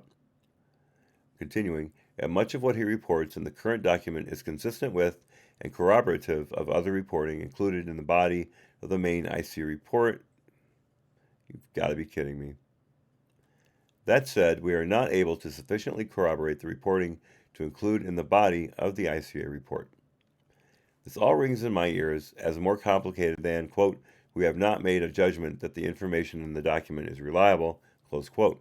It might be better to say that, quote, we have not to be, obviously a mistake there, able to sufficiently corroborate the information to include it in the body of our Russia report, but for a variety of reasons, we thought it important to include it in our report to our senior-most audience. That closes the quote. The ODNI released Clapper's media statement on January 11, 2017, which was captioned, quote, DNI Clapper statement on conversation with President-elect Trump, close quote. Footnote 325, and there's a link to the statement that's at the dni.gov website. Check it out at the page, bottom of page 181 if you'd like to. Continuing, the sentence that Comey had raised concerns about in his email to Clapper remained unchanged, and thus Clapper's statement included the following sentence regarding Steele's election reporting, quote, the IC has not made any judgment that the information in the Steele election reporting is reliable, and we did not rely upon it in any way for our conclusions, unquote, in the ICA. Section 4. FBI validation efforts following Steele's closure as a CHS. As described in Chapter 4, the FBI closed Steele as a CHS in November 2016 after he disclosed his relationship with the FBI to a news outlet. Later, Lizard Bites. Thanks so much for stopping by. As David said, really enjoyed your being here. Hope to see you again. How long has it been gone? Did I miss him by quite a bit? I apologize, folks. I wasn't looking.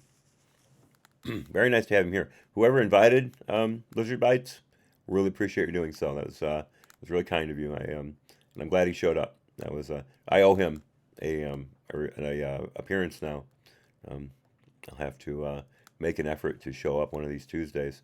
The thing is, I'll just tell you, if I'm reading all day Tuesday, the last thing I want to do is still be on the internet after dinner. It's just kind of tough. I know it's very important to you guys and you enjoy it greatly. And I'm sure if I got involved in it, I would probably become a regular too. It's just very difficult for me to make that effort. And Picasso knows likes to go out on Tuesdays for beers and wings, so that makes it difficult too. I know I'm making excuses. I'm sorry. That's just making excuses. That's not very nice. Okay, continuing with that paragraph. Although Steele was no longer a CHS, the FBI continued with its efforts to validate his reporting. This section describes those efforts. Subsection A. Information from persons with direct knowledge of Steele's work-related performance in a prior position.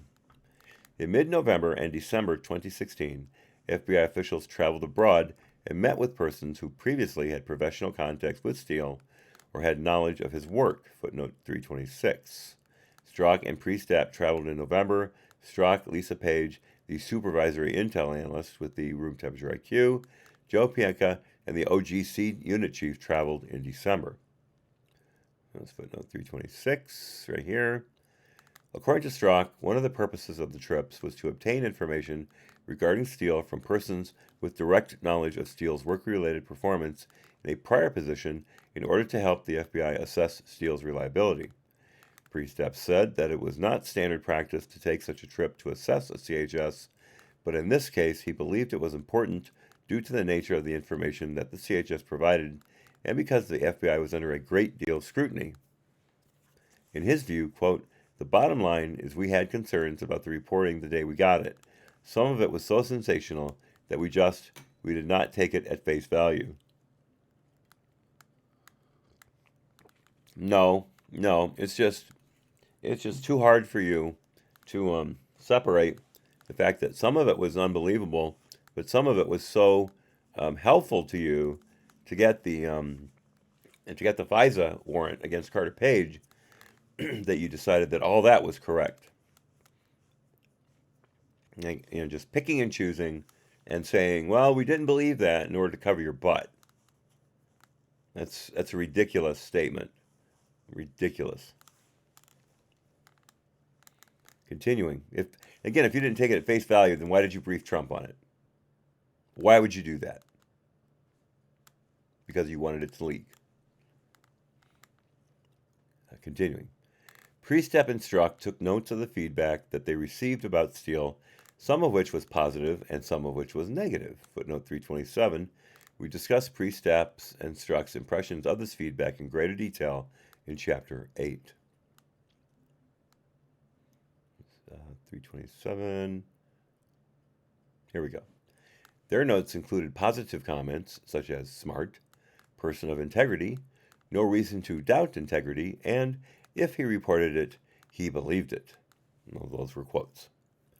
Priestap told us that his impression was that Steele's former colleagues considered Steele to be a quote-unquote Russia expert and very competent in his work.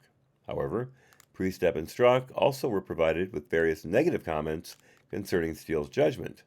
Their notes stated, quote, demonstrates lack of self-awareness, poor judgment, keen to help, but underpinned by poor judgment pursuing people with political risk but no intel value, didn't always exercise great judgment, sometimes he believes he knows best, and reporting in good faith but not clear what he would have done to validate. All those were quotes. Priestap told us that he understood the commentary on Steele's judgment to mean that Steele strongly believed in his convictions, which did not always align with management's convictions, leading to conflicts over priorities. Strzok described the feedback as follows, and here's a quote, and many of them, almost without exception, said, look, he is truthful. He has never been accused of, nor did anybody think he is an embellisher, let alone a fabricator. That, if anything, to the extent there were negatives, it was that he was the type of person who would sometimes follow the shiny object without perhaps a deep set of judgment about the risk that may or may not be there in terms of following the shiny object. But in any event, he was not the type of person who would fabricate something or make something up or mischaracterize it either intentionally or unintentionally. That is completely false. The MI6 knew exactly what Steele had reported regarding the FIFA investigation, and they buried it because it was completely embarrassing. There's nothing in it that could be used in a court of law. So either MI6 did not give you guys the full picture, or you're lying. Lying? No, no, no, not Peter Strzok. No. Continuing.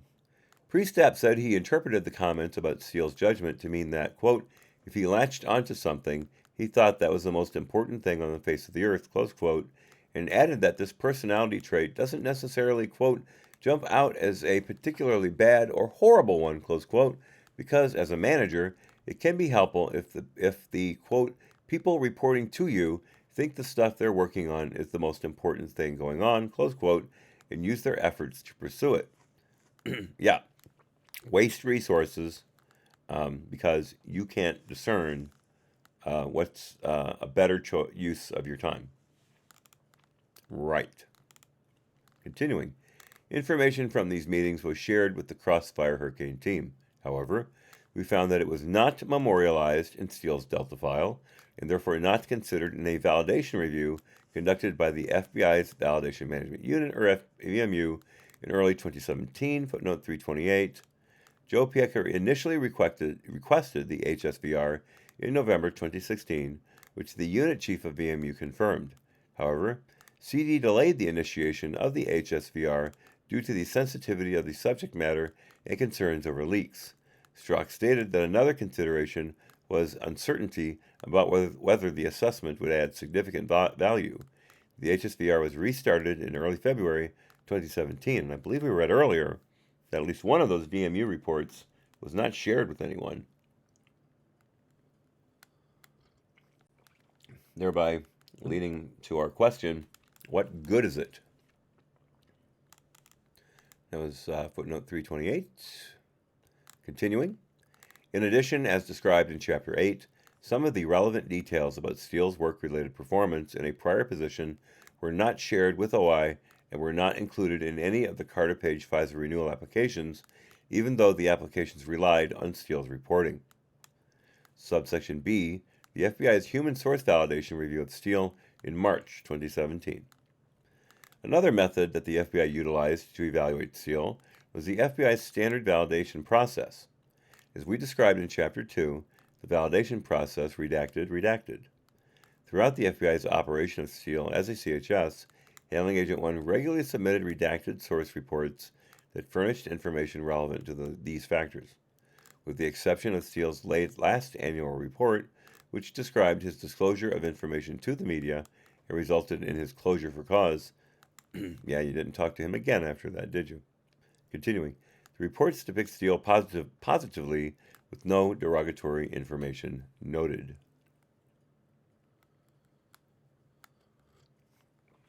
Watcher says, I did some digging into Peter Strzok when his emails were exposed. His father has an interesting history working for the government in Iran, supposedly helping with wastewater treatment technology. That's fascinating. I will say, no judgment one way or the other on Strzok's father, but I had a friend, an internet friend, but who owes me a model of a Corsair. I spent a lot of money on the parts for that. It's a very detailed model. It's the kind that deserves its own shadow box. He never put it together for me. I'll never see him again. He owes me money, at least. Anyway, he worked. He was in the military. He was a tank commander, and then he went into the private sector, and he worked for the company that armors up Humvees, and also no, I'm sorry. They do the radio work for Humvees, the digital radios, and he went to Saudi for 2 years to help manage those installations in Saudi. Of course, you don't want to install those and then ship the thing overseas because all the battering and bumping of the transport can cause the stuff to fail.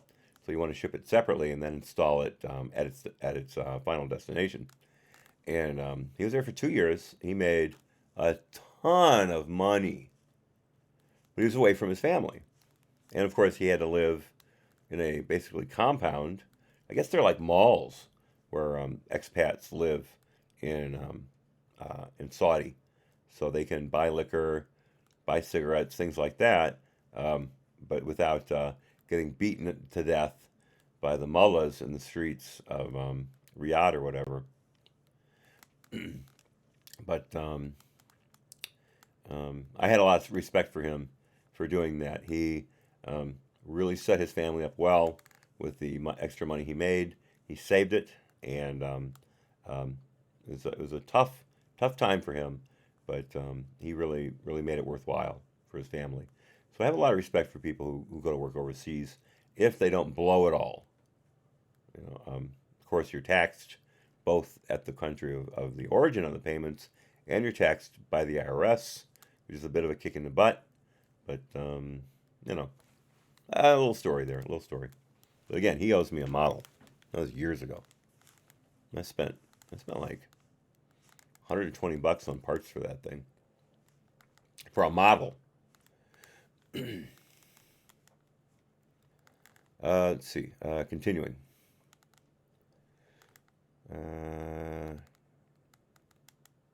Okay. Here we go. The reports depict Steele positively with no derogatory information noted. For example, in the 2015 annual report. Should have taken a drink. The 2015 annual report states that, quote, source provided relevant and significant intel on activities of Eurasian criminals to include organized crime members and associates, businessmen, oligarchs, and politicians, close quote. The annual report also noted that some of Steele's information had been corroborated. Some. How much? The FBI continued its validation efforts into 2017 after Joe Piecka, requested that VMU perform a human source validation review on Steele, footnote 329. Initially, SSA1 requested the HSVR in November 2016. Wait a minute.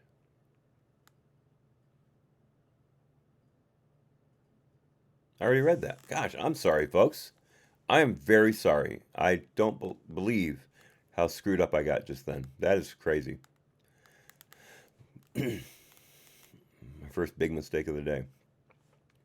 And it's we've been 2 hours in. So I guess that's fair. Fair, not compared to yesterday, it's pretty good. Okay, so continuing at the bottom of page 183, Joe Piecka explained that I wanted to ensure that an independent asset validation was conducted by our Directorate of Intelligence and not just the people that were working on the Crossfire Hurricane case to ensure the totality of his information was being looked at. SSA-3, who started work on the Crossfire Hurricane investigation in January 2017, as when they brought in the new team, the second of three, and others recalled that there were multiple discussions about the need to complete an HSVR and that initiation of the review had been delayed for several weeks. VMU completed its report on March 23, 2017, after evaluating Steele's Delta file, conducting various database searches, and engaging in a limited email exchange with Handling Agent 1, as well as an agent in the Crossfire Hurricane team. The VMU assessment did not independently corroborate information in the Steele election reporting, but it did include searching inside FBI and U.S. government holdings, including Delta, for such corroboration. Footnote 330. As noted above, Steele's Delta file did not include the views of persons with direct knowledge of Steele's work-related performance in a prior position obtained by Strzok and Priestap in December 2016, or information generated by the Transnational Organized Crime Intelligence Unit, as described in Chapter 4, that raised questions about the extent of Steele's apparent connections to Russian oligarchs. As I said, we went over that already.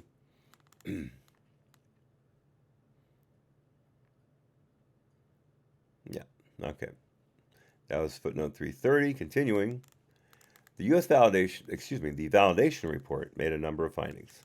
The VMU found no issues regarding Steele's reliability or nothing to suggest that he had fabricated information and determined that he was, quote, suitable for continued operation, close quote, based on his authenticity and reliability. The report noted, however, that Steele was closed due to his disclosure of his FBI relationship to an online publication. And again, that would be Mother Jones. The report, the report also noted two compliance issues. First, redacted. Second, the report noted that redacted. The summary portion of the validation report included the following text. VMU assesses it is likely Steele has contributed to the FBI's criminal program. VMU makes this assessment with medium confidence based on the fact that Steele's reporting has been minimally corroborated, his or her access and placement is commensurate with his or her reporting, and on the presence of one major control issue, the disclosure to the media noted in Steele's Delta file.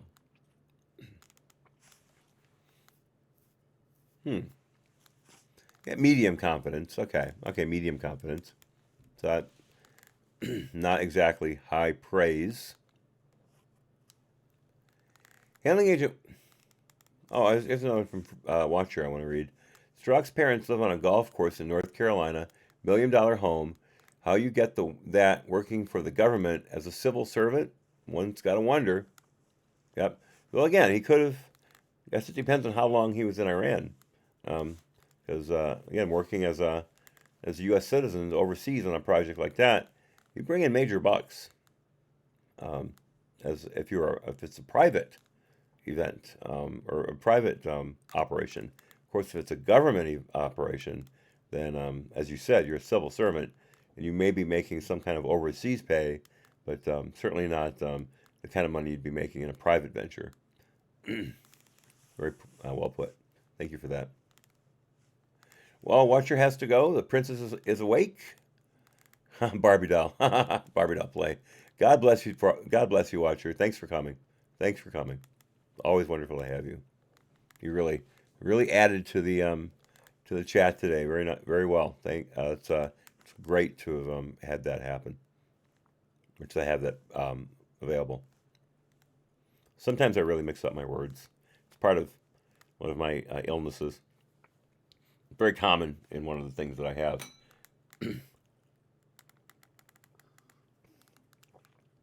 Those of you who have a DSM-5 would be able to figure it out quite quickly.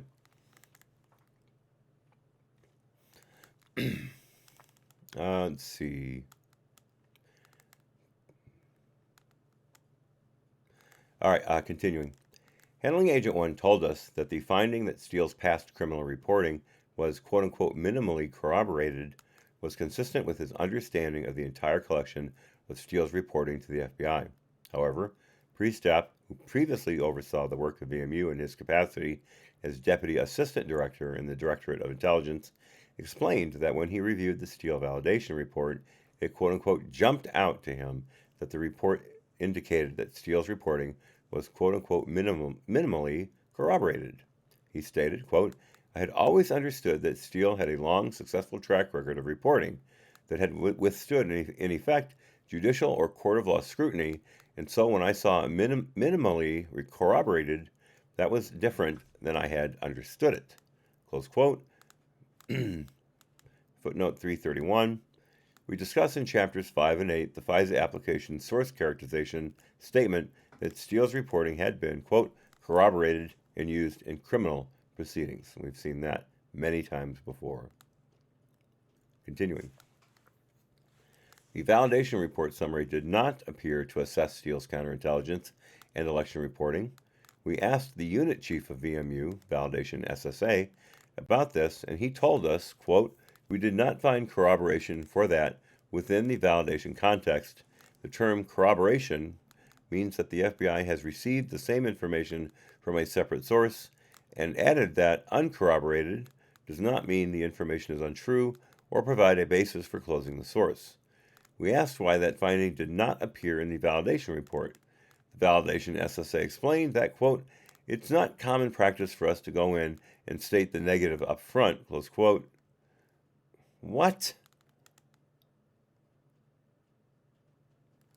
Continuing, quote, what we do is we speak to what we positively find, close quote, footnote 332. The OIG's Audit Division recently completed a review of the FBI's CHS validation process, finding, among other things, that FBI validation personnel were discouraged from documenting conclusions from CHS validation reviews in their written reports. The OIG report made numerous recommendations to the FBI to revise and improve the validation process.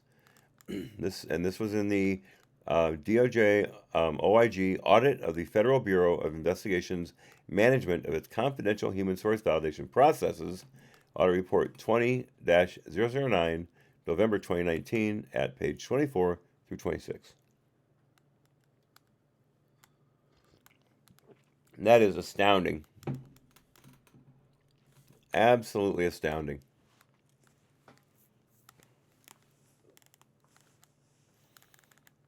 There are so many bombs, mines, if you will. Hi, Lucy. She's curled up on top of the PC in a very, very small package. But anyway, there are so many mines in this report, and we're only at page 185. We're not even halfway through yet. And it's amazing the things we've come across. I'm very glad we're doing this. I really am. Because we would not know 90% of this if we hadn't taken the time to go through this. So thank you guys for coming along on this journey, because this is important stuff. This is really important stuff. Again, J. Edgar Hoover's FBI all over the place. That was footnote 332. Continuing. He added, again, that's the unit chief of the validation SSA from VMU. I just lost my spot. Here we go. Quote, I think it is a logical way to stay within the bounds of staying with what we know, as opposed to telling you all the things we don't know, close quote. I guess there are known unknowns in the FBI as well. Continuing. The VMU's decision to not include the validation report that it did not find corroboration for Steele's election reporting came as a surprise to the FBI officials we interviewed. For example, Priestap told us that omitting the, quote, Steele election reporting, close quote, information was uncorroborated and, quote, defeats the whole purpose of us asking to do them the validation reporting, close quote. Priestap continued. That makes no sense to me. The whole point of having a human source validation section outside of the operational divisions is to provide an absolutely independent, unbiased, completely unbiased look at the human sources. They have to do a report at the end. It's simply the way in which they document their findings. It is beyond me how somebody would undertake that effort and then not document their findings in that regard. That, to me, goes against everything I stand for. It goes against what my organization stands for. It's like you're burying results. Well, good for you, Bill. Guys, excuse me just a second. I've got this arm is really bent out of shape. By the way, one of the rewards of working with surgeons, every now and then you pick up a used needle driver. These are incredibly expensive and incredibly useful. I'm very glad I have it.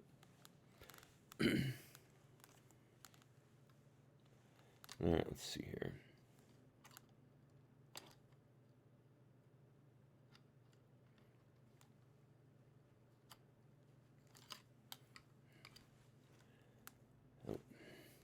I'm sorry, guys. I really need to do this. This is tearing my ear apart.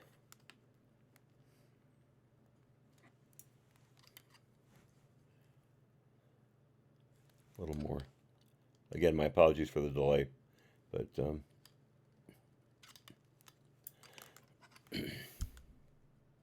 there we go.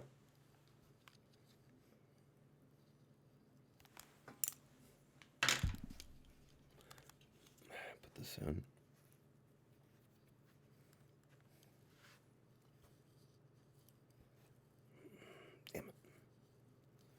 Man, I can't put these on. Probably going to have to bend the frame a little bit, bring those arms in closer. All right. Sorry for the delay, guys. Now we're working. David. Yes. Yes, these have been used for that quite often. And not this reporter. I can definitively say that has never happened to this one. But yeah, these are highly prized in that segment of society. Hey, King James. Actually, you did miss. Let me go back. You really want to hear this. They did a validation summary on Steele, on his counterintelligence and election reporting, and the validation unit for the FBI, known as VMU, says this. Guys, excuse me for reporting this, but repeating this, but I think James wants to know this. Quote, "We did not find corroboration for the Steele election reporting from the holdings that VMU examined." He explained that within the validation context, the term corroboration means that the FBI has received the same information from a separate source, and added that uncorroborated does not mean the information is untrue or provide a basis for closing the source. We asked why that finding did not appear in the validation report. The validation SSA explained that, quote, "It's not common practice for us to go in and state the negative up front," close quote, and, quote, "What we do is we speak to what we positively find," close quote. He added, "I think it is a logical way to stay within the bounds of staying with what we know, as opposed to telling you all the things we don't know." And that includes footnote 332. Let me get this in real quickly. The OIG's Audit Division recently completed a review of the FBI's confidential human source validation processes, finding, among other things, that FBI validation personnel were discouraged from documenting conclusions from CHS validation reviews in their written reports. The OIG report made numerous recommendations to the FBI to revise and improve the validation process. And then there's the title of the report that you can find probably at the OIG, the DOJ OIG website. So at the bottom of page 185 if you want to look for it.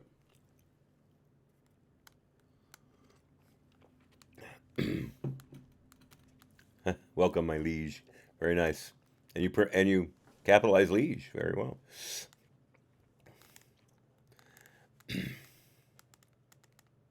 Okay, continuing then.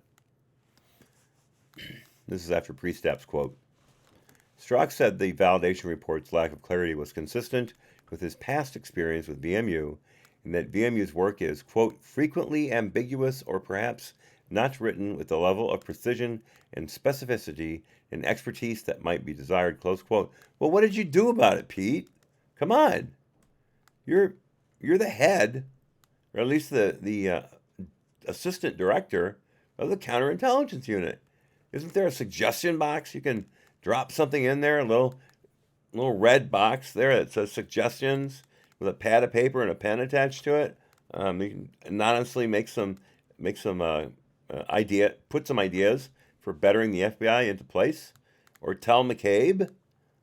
I mean, for crying out loud, you just put up with that?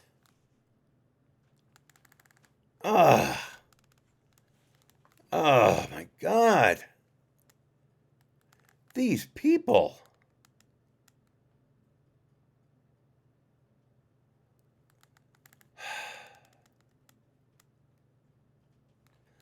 It gets worse. It gets worse. Continuing.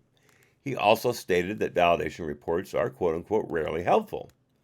Both the Intel section chief and supervisory Intel analyst said that they did not agree with the validation SSA's conclusion that the Steele election reporting was, quote unquote, uncorroborated.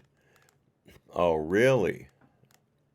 Continuing, they explained that there is a distinction between facts and allegations, and that it would not be appropriate to characterize all of the factual information in the Steele election reporting as, quote unquote, uncorroborated. Wow. Wow. Bomb after bomb after bomb. Footnote 333, we discussed the FBI's conclusion about the reporting in Section 5 of this chapter.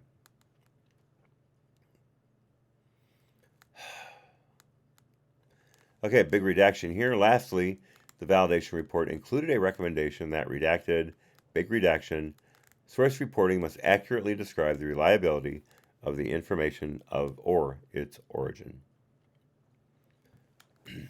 Subsection C. The FBI identifies and interviews the primary subsource in early 2017. An important aspect of the FBI's assessment of Steele's election reporting involved evaluating Steele's source network, especially whether the subsources had access to reliable information. As noted in the first FISA application, Steele relied on a primary subsource, or primary subsource, for information, and this primary subsource used a network of subsources to gather the information that was relayed to Steele. Steele himself was not the originating source of any of the factual information in his reporting. Footnote 334. When interviewed by the FBI, the primary subsource stated that redacted. Thanks for the footnote. Excuse me.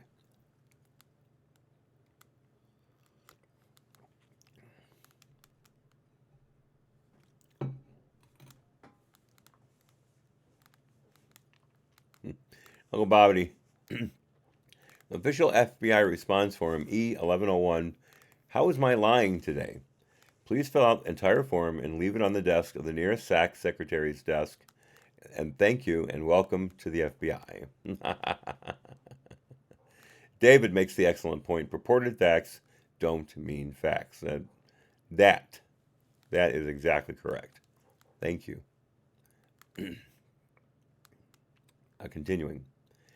The FBI employed multiple methods in an effort to ascertain the identities of the subsources within the network, including meeting with Steele in October 2016, prior to him being closed for cause, and conducting various investigative inquiries. For example, the FBI determined it was plausible that at least some of the subsources had access to intelligence pertinent to events described in Steele's election reporting. Additionally, the FBI's evaluation of Steele's subsources generated some corroboration for the election reporting, primarily routine facts about dates, locations, and occupational positions that was mostly public source information. Further, by January 2017, the FBI was able to identify and arrange a meeting with the primary subsource. Footnote 335. Steele did not disclose the identity of the primary subsource to the FBI. How did they figure it out? I would like to know how they figured it out. SRS 4859. Hello. Hello. Yeah, I'll give you massive props, SRS, for trying to make it through the House debate. I couldn't have done it. I thought for about that long about maybe covering it instead of doing this today. And then also there's the Senate Homeland Security interview with Horowitz. But I just didn't see either of those as being important enough to blow this off, because the Homeland Security interview with Horowitz, what is he going to say differently than he said in the Judiciary Committee? Seriously. So I didn't feel the need to cover either of those. Hopefully you guys agree with that I'm not dragging you around with without fulfilling what you would like to see, because we're doing this together. This is not just my channel; it's our channel. So hopefully, I'm not blowing off something you considered important. Continuing, the FBI conducted interviews of the primary subsource in January, March, and May 2017 that raised significant questions about the reliability of the Steele election reporting. In particular, the FBI's interview with Steele's primary subsource in January 2017, shortly after the FBI filed the Carter Page FISA renewal application number 1, and months prior to renewal application number 2, the font changed, raised doubts about the reliability of Steele's descriptions of information in his election reports, close quote. SRS 4859, it is awful. Makes one's bloods boil. But RSB is interviewing people standing in 14 degrees waiting for Trump, which says it all. I love it. I love it. Yeah, it's I think it's about 15 here right now, Fahrenheit. Which makes that what about what? -10 Celsius, somewhere in there. -5. Okay, I'm sorry. Sorry, that's a hell of a tangent. Continuing. The heck? Stop that. Excuse me. A bunch of papers just fell. Lucy did that. There we go. Continuing.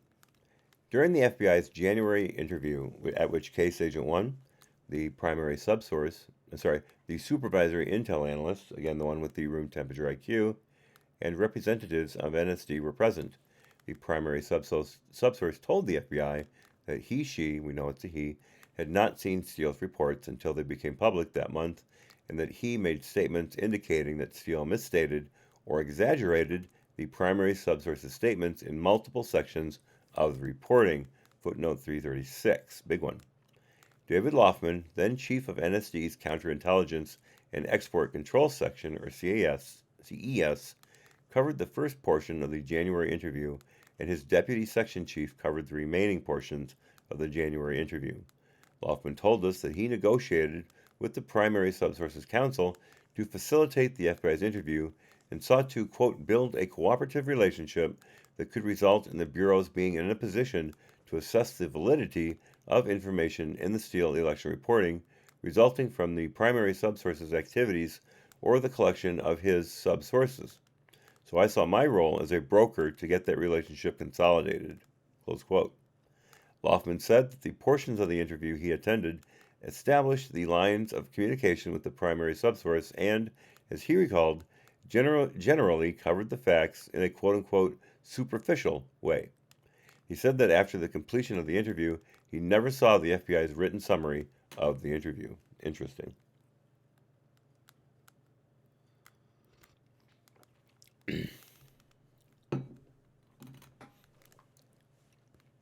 Interesting.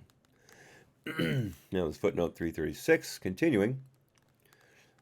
For example, the primary subsource told the FBI that, while Report 80 stated that Trump's alleged sexual encounter at the Ritz-Carlton Hotel in Moscow had been quote-unquote confirmed by a senior Western staff member at the hotel, the primary subsource explained that he reported to Steele that Trump's alleged unorthodox sexual activity. Oh, haha, I like that euphemism. Wow. I know Horowitz has to play it cool. He can't make obviously heated statements. He has to maintain a kind of even temperature. Now that is a hell of a euphemism. Unorthodox sexual activity. Probably the funniest thing I've read in here yet. I love it. Anyway, Trump's alleged unorthodox sexual activity at the Ritz-Carlton Hotel was, quote, rumor and speculation, close quote, and that he had not been able to confirm the story. A second example provided by the primary subsource was Report 134's description of a meeting allegedly held between Carter Page and Igor Sechin, the president of Rosneft, a Russian energy conglomerate, footnote 337. According to the supervisory intel analyst, the FBI was not able to prove or disprove Page's meeting with Sechin. The analyst explained that Page did meet with a Rosneft official, Andrei Baranov, during his July 2016 trip to Moscow, and that Page told the FBI that Baranov might have mentioned the possible sale of a stake in Rosneft. The agent stated that Report 134's mention of Sechin could be a garble for Baranov. It's a hell of a garble.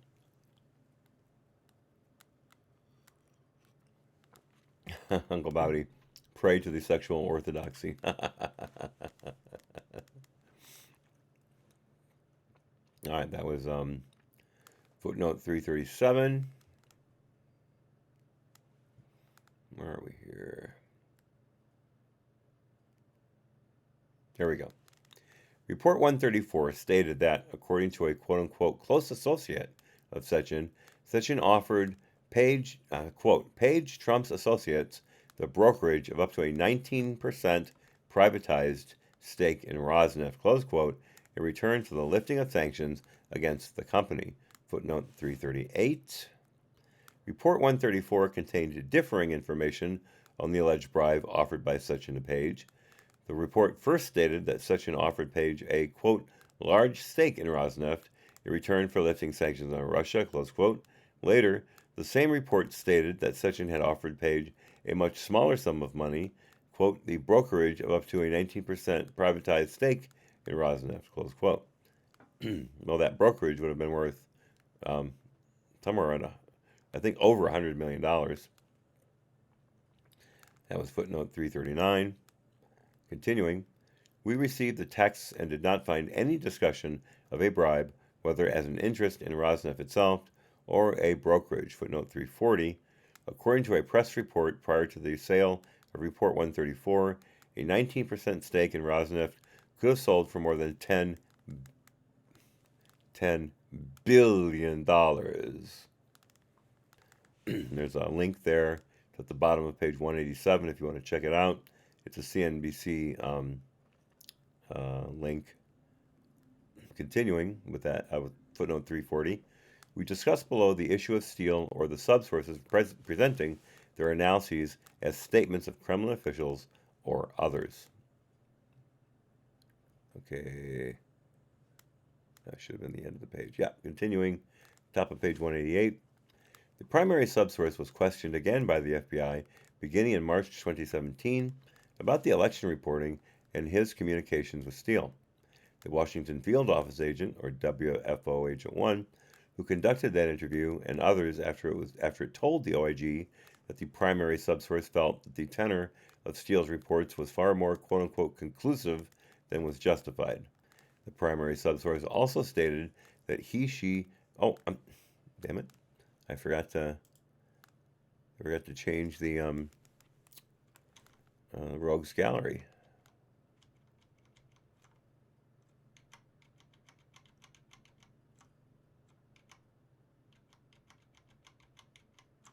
Sorry about that, guys.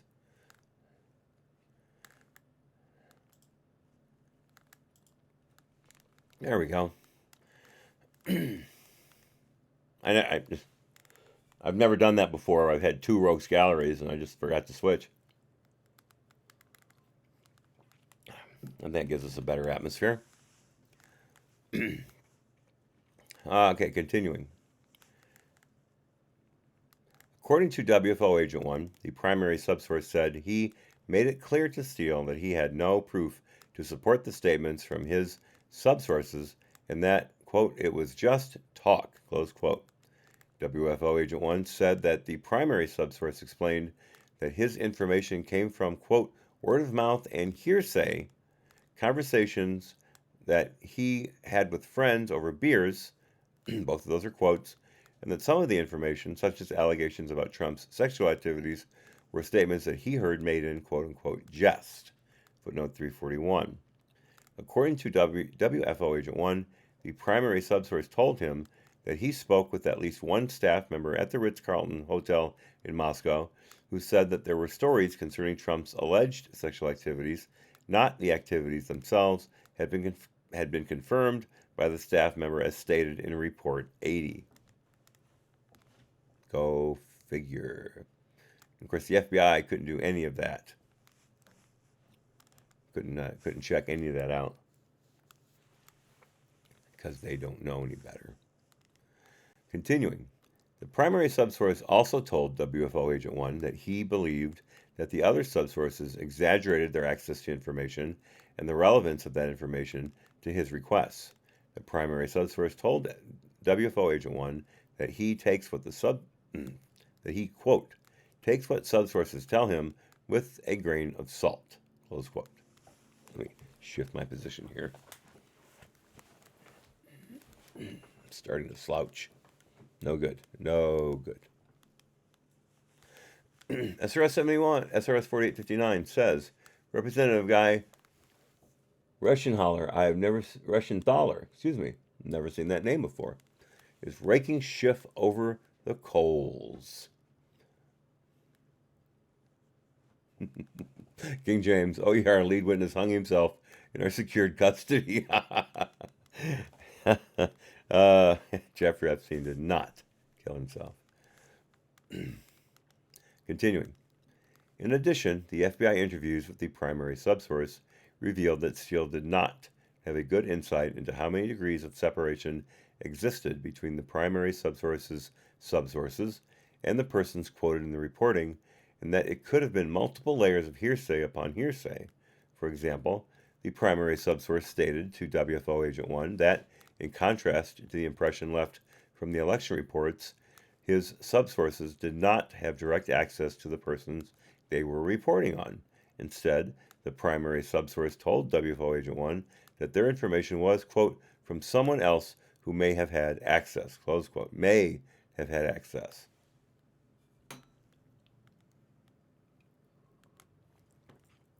Can't believe how long I've gone with just one Yeti of tea. And I do have a full thermos, so we're rocking and rolling. Continuing. The primary subsource also informed WFO Agent 1 that Steele tasked him after the 2016 U.S. elections to find corroboration for the election reporting, and that primary subsource 1 could find none. According to WFO Agent 1, during an interview in May 2017, the primary subsource said the corroboration was, quote-unquote, zero. The primary subsource who had reported the same conclusion to the Crossfire Hurricane team members who interviewed him in January 2017. It's just... But no documentary or testimonial evidence of bias. So there you go.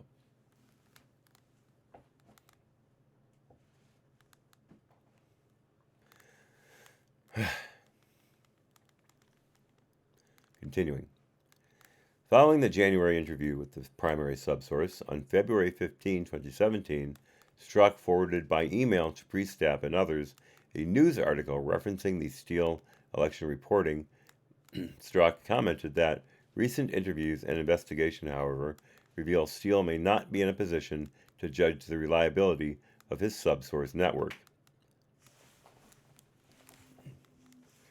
According to the supervisory intel analyst, the cause for the discrepancies between the election reporting and explanations later provided to the FBI by Steele's primary subsource and subsources about the reporting was difficult to discern and could be attributed to a number of factors.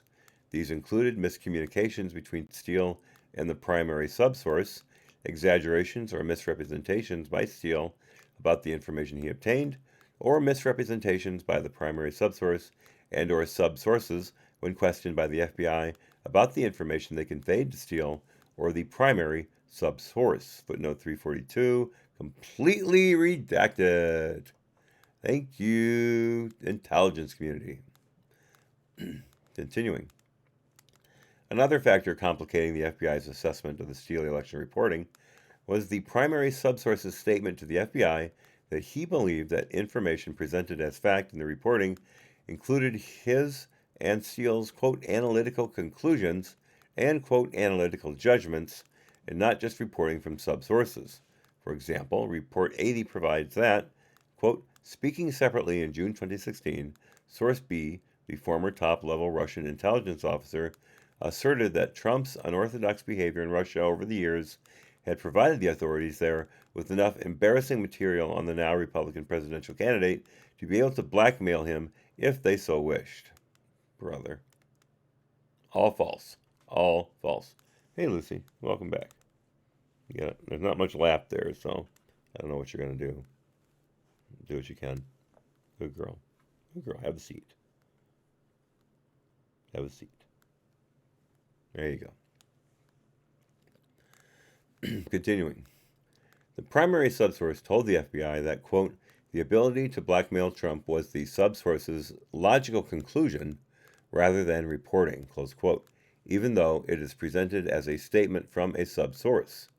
The primary subsource noted another example of this practice in Report 135, which states, here she comes, what you gonna do?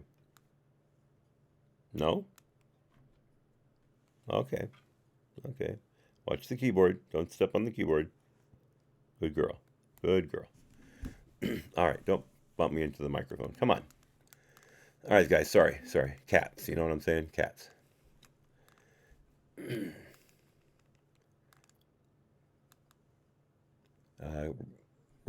Subsource's logical conclusion rather than reporting, even though it is presented as a statement from a subsource.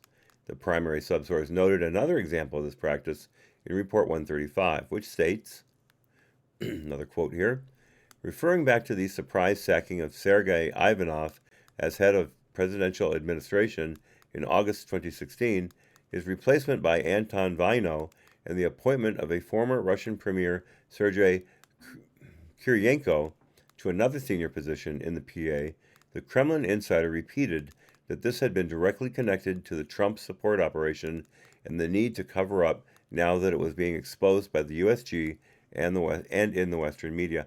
Oh, like the Russians give a damn if someone reports on their election interfering. They're proud of it, for crying out loud. That's hilarious. That is hilarious that someone, darn it, sorry guys. That's hilarious that someone would make that conclusion. Darn it. Excuse me, I don't have my Kleenex. It's over on the other. Lucy, I gotta move. Sorry, kitty cat. Oops. Everything's going crazy. Excuse me, guys. Let's get this back up. Don't do that again. Move. Oh. Sorry, kitty cat. Darn it.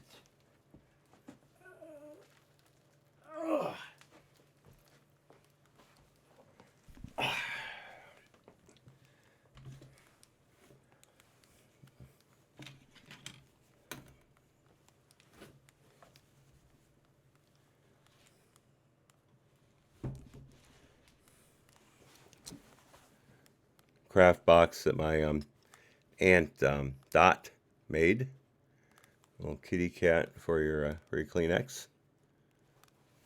Very nice. She's really talented. Really talented. She was cleaning up at craft fairs for quite a while before her arthritis got to her and she had to stop. She was quite sought after when she would show up. All right, thermos time. Thermos time. You can't pour this. Whoa.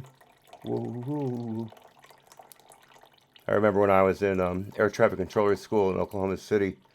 That's when Hammer Time came out. And that was an MTV that still showed music videos.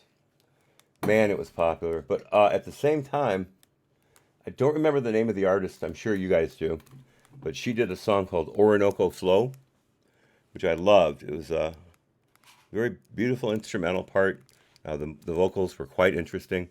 It really caught my attention. Thank you, King James. Thank you.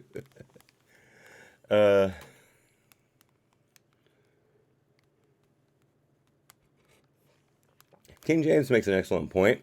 When you're a multi-billionaire who has a global business, done all the things Trump has done over his lifetime, you cannot embarrass him? No, you can't. You can't. Remember, the one phrase that is not in Trump's vocabulary is, I made a mistake. Or I was wrong. Those words do not come out of his mouth. So, yeah, I don't see how I'm cavorting with with Russian hookers. And yeah, oh, very good, Uncle Bobby, very good. And yeah, now well played. I can't believe I remember the name of the song. But yeah. All right, let's continue. Let's see. All right, here we go. The primary subsource told the FBI that, quote, the ability to blackmail Trump. No, I already read that. Sorry. The primary subsource noted another example of this practice in Report 135, which states, referring back to the surprise sack. Oh, wait, I already read that. Sorry. I didn't look till the very end that I'd already read that quote. Now let's get started after two false starts. Report 111 also contains similar information to Report 135, namely that Ivanov was, quote-unquote, sacked due to his association with the Russians' U.S. election operation. The primary subsource explained to the FBI that the connection between Ivanov's replacement and fallout over Russia's influence efforts against the U.S. election, unquote, was the primary subsource's, quote-unquote, analytical conclusion. The primary subsource told the FBI that he was careful to identify his analytical conclusions to steal and to offer a confidence level in them, ergo possible versus likely. We took note of the fact that on December 1, 2016, redacted. I'd like to have seen that, Horowitz. Maybe after a period of time they'll come out with a less redacted version. Who knows? I don't think I could read the whole thing, though. Again, once is enough. Continuing. The supervisory intel analyst, as well as Steele, told us that the blending judgments with assertions is not an appropriate way to report intelligence.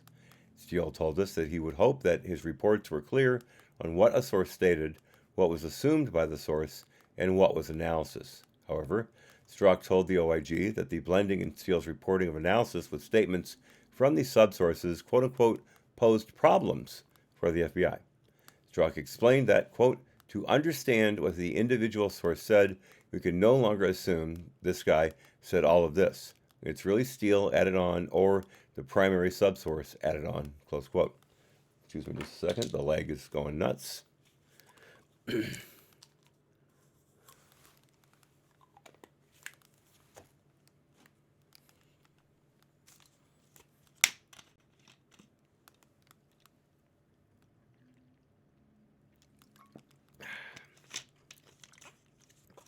There we go. By the way, just so you know, I've got all of the things I mentioned yesterday lined up.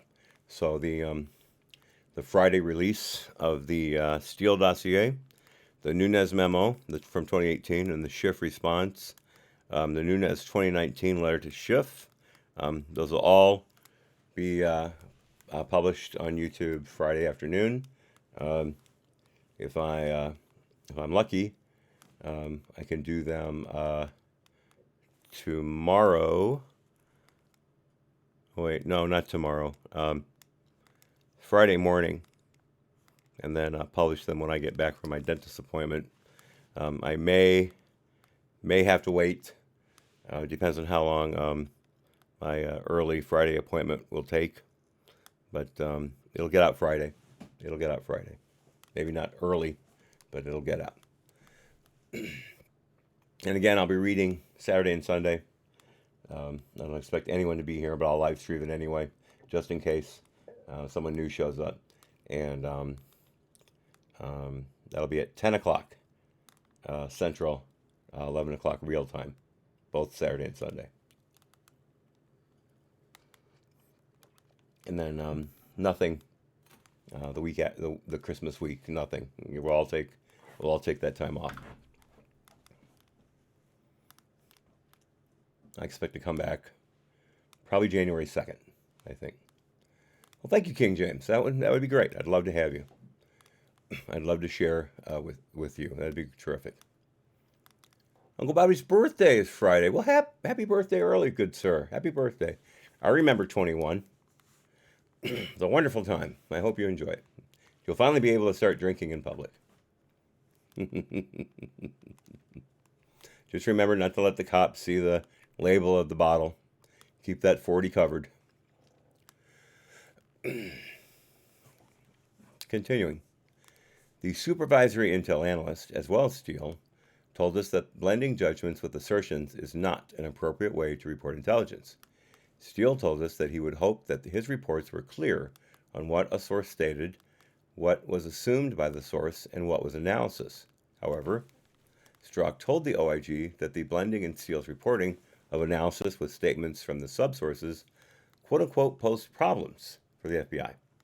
Strzok explained that, quote, I think I already read this. My God. You guys are saints. Absolute saints. All right, continuing. It's just, if it's new to me, it's new to you, right? It's disgusting. Real quickly, what was that old advertising from NBC when they were talking about watching their reruns? If you haven't seen it, it's new to you.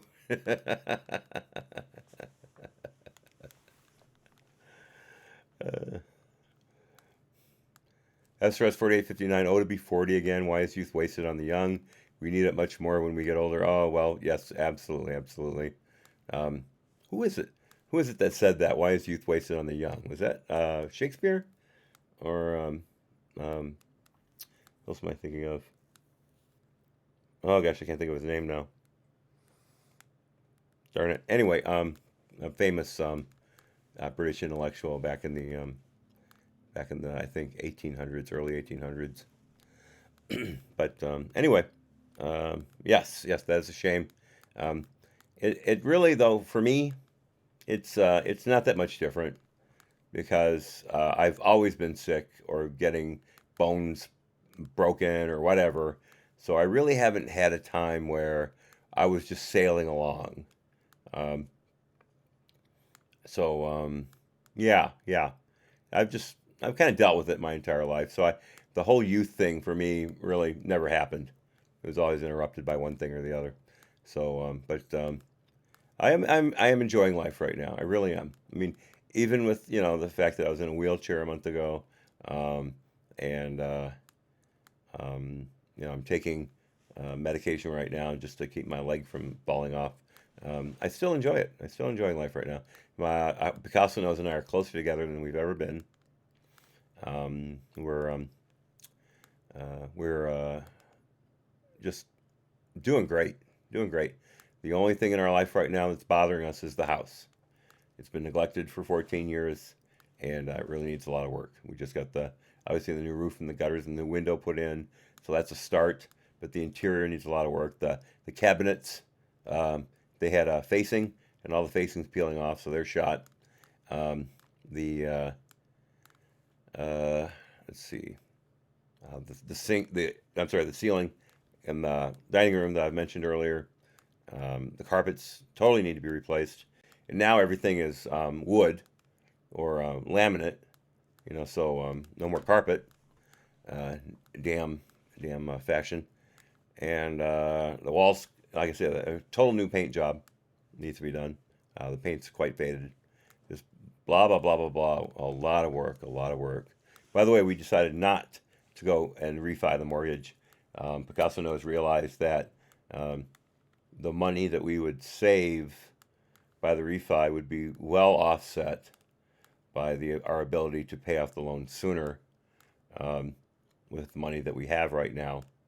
So the mortgage, I should say. So we're just gonna do that. George Bernard Shaw. Oh, thank you, King James. Thank you. I love Shaw. I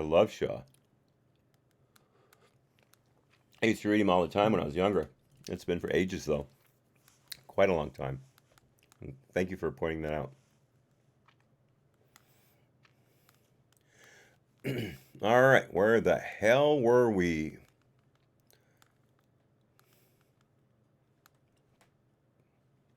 Here we go. As discussed in Chapter 8, Carter Page FISA renewal application numbers 2 and 3 advised the court that following the January interview with the primary subsource, quote, the FBI found the Russian-based subsource to be truthful and cooperative, close quote. Oh, my God. My God, you liars. You absolute mendacious. I can't even begin. I can't even begin. Renewal applications numbers 2 and 3 continued to rely on the Steele information without any revisions or notice to the court that the primary subsource contradicted the Steele election reporting on key issues described in the renewal applications. We found no evidence that the Crossfire Hurricane team ever considered whether any of the inconsistencies warranted reconsideration of the FBI's previous assessment of the reliability of the Steele election reports or notice to OI or the court for the subsequent renewal applications. And again, no documentary or testimonial evidence of bias. This was completely done off book. I'm sure not one piece of actual notes regarding a meeting or an email, any of that, none of that is available to Horowitz because it was all scrubbed. They knew the investigation was coming. They were all able to get their stories together. I'm sure they have people in the FBI who were able to remove incriminating information because they couldn't get into the building. It's obvious. It's obvious that this was a complete cover-up, this part. And they never thought they'd get caught. They never thought they'd get caught.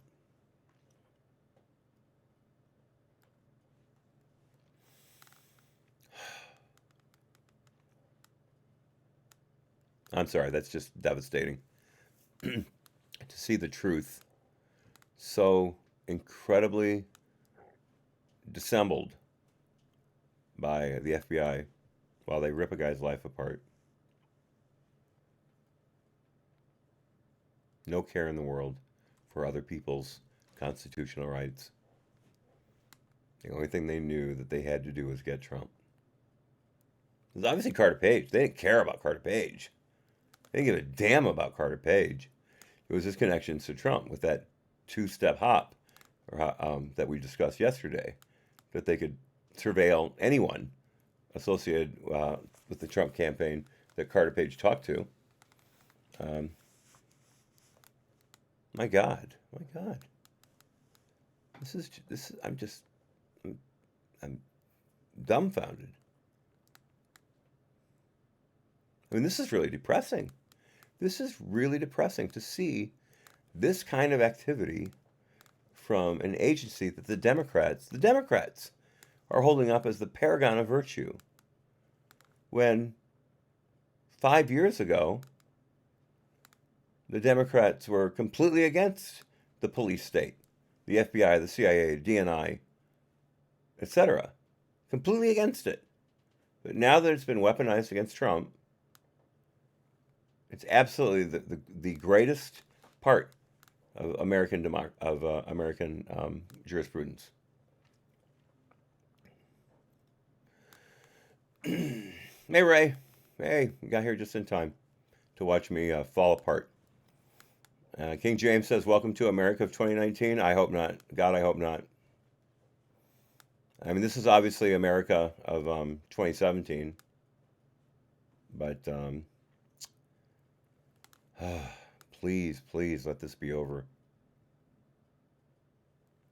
I just hope Durham takes a flamethrower to the place. I really do.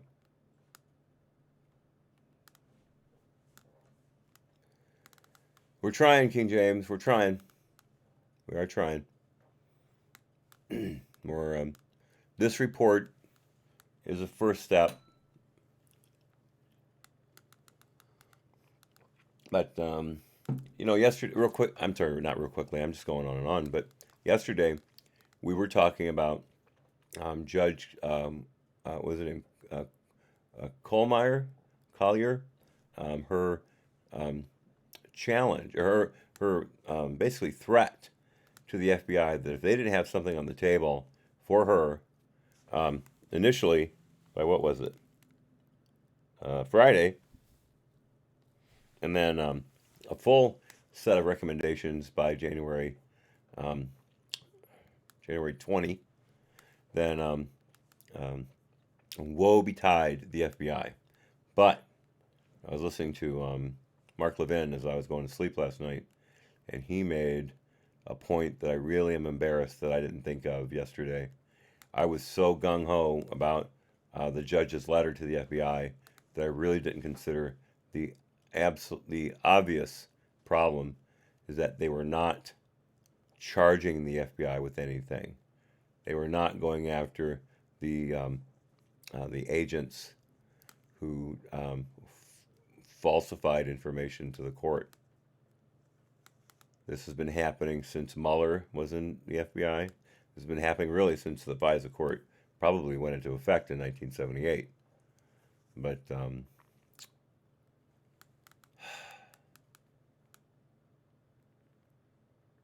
they're not taking a stand on people lying to them. Where's the justice? Where's the accountability?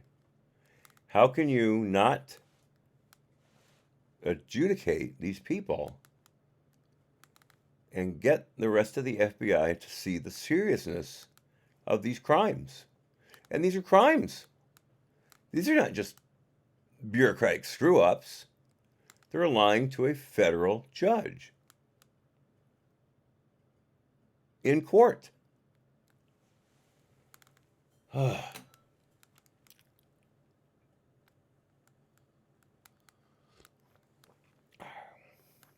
All right, enough of my navel gazing. Subsection D. The FBI obtains additional information about the reliability of Steele's reporting after FISA renewal application number 3. Crossfire Hurricane team members told us that in the spring 2017, they determined that they needed to interview Steele more extensively about his election reporting and ask questions to account for new information that the primary subsource had provided during his interview. And of course, they've been talking with Steele through Bruce Orr for months.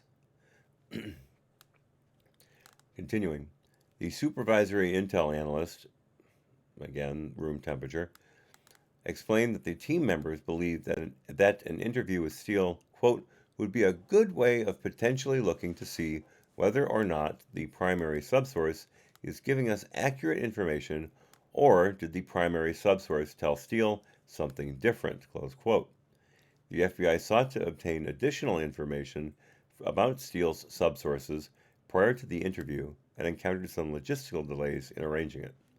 The interview ended up occurring during 2 days in September 2017, following Carter Page FISA renewal application number 3. The FBI's interview with Steele in September 2017 further highlighted discrepancies between Steele's presentation of information in the election reporting and the views of his primary subsource. Footnote 343. The September interview was conducted by an FBI agent and analyst on assignment to the special counsel's office. Of course.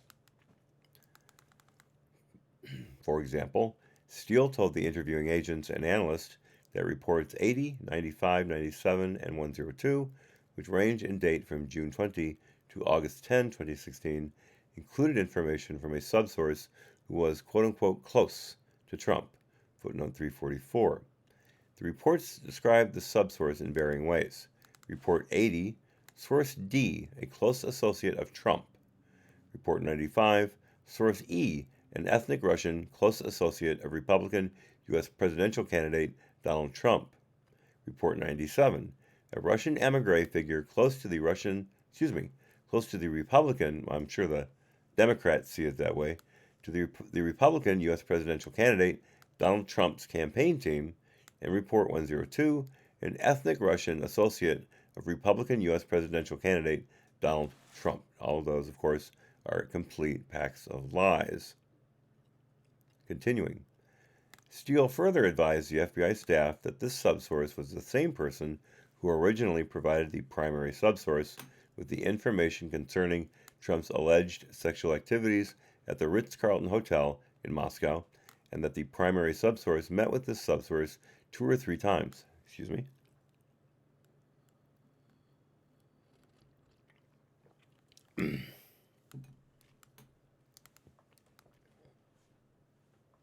Real quickly, Uncle Bobbity, Hillary is an ethnic hell beast. Hell beast. I love it. I love it. We'll have to see if we can get that to Tulsi Gabbard so she can use that in her next tweet. I unfortunately lost her number. Right. And I have a new unicorn in the backyard. That's continuing. Steele further advised the FBI staff that the subsource. I'm sorry, I already read that.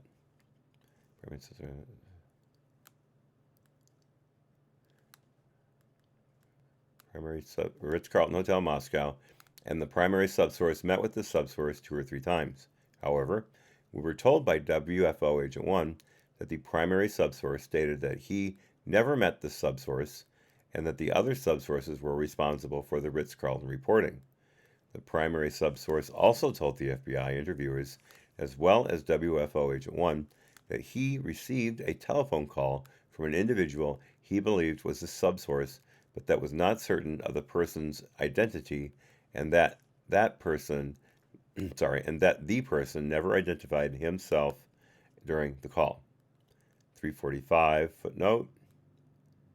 The primary subsource told WFO Agent 1 that he found a YouTube video of the subsource speaking and that it sounded like the person on the telephone call. Let's hear it for YouTube, folks.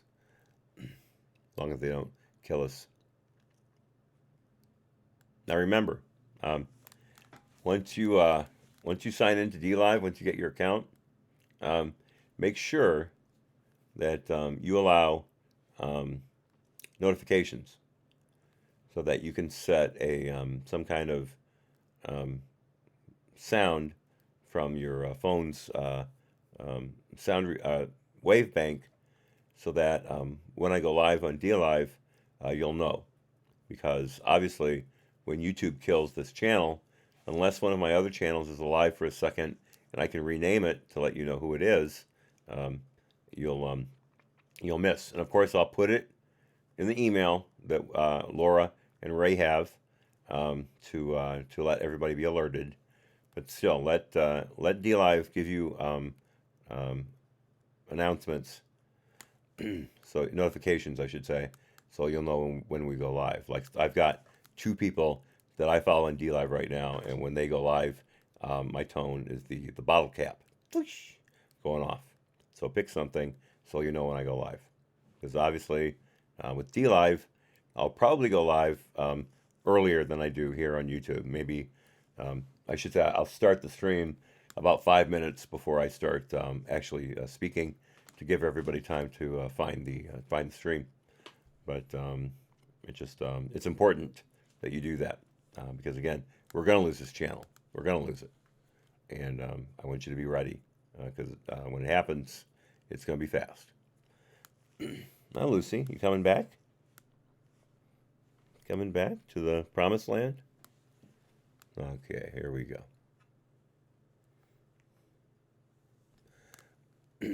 Let's see, where were we? Continuing. The FBI's written summary of the primary subsource's interview describes this call as follows. Here's a quote. The primary sub... Yes, hello. Hello. Yes, I love you. Yes, I do.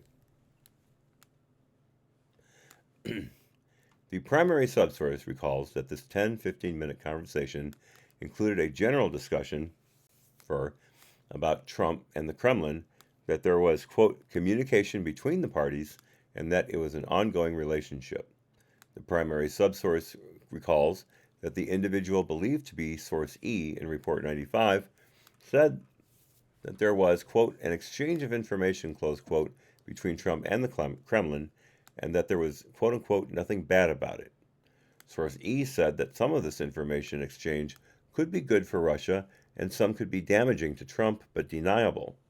The individual said that the Kremlin might be of help to get Trump elected, but the primary subsource did not recall any discussion or mention of WikiLeaks.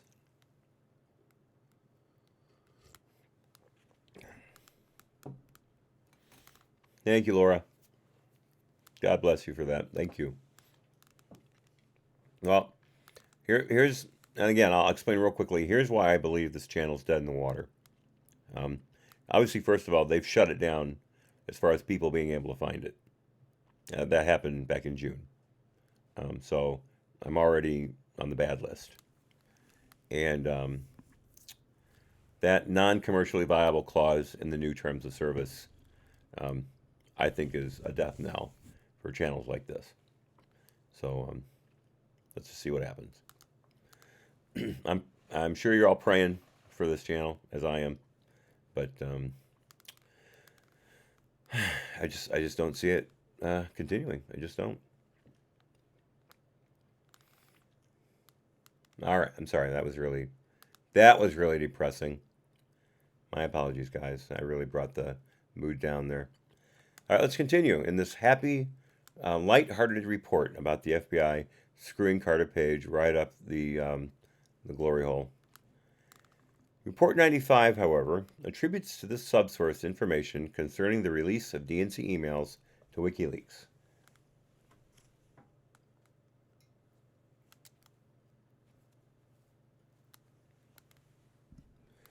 Report 95 states, Source E acknowledged that the Russian regime had been behind the leak of embarrassing email messages emanating from the Democratic National Committee, DNC, to sell the WikiLeaks platform, close quote. Report 95 describes the relationship between the Trump campaign, and quote-unquote the Russian leadership as a quote-unquote well-developed conspiracy of cooperation. As described in chapters 5, 7, and 8, all 4 Carter Page FISA applications relied on Report 95 to support probable cause. Let me turn up the gain here.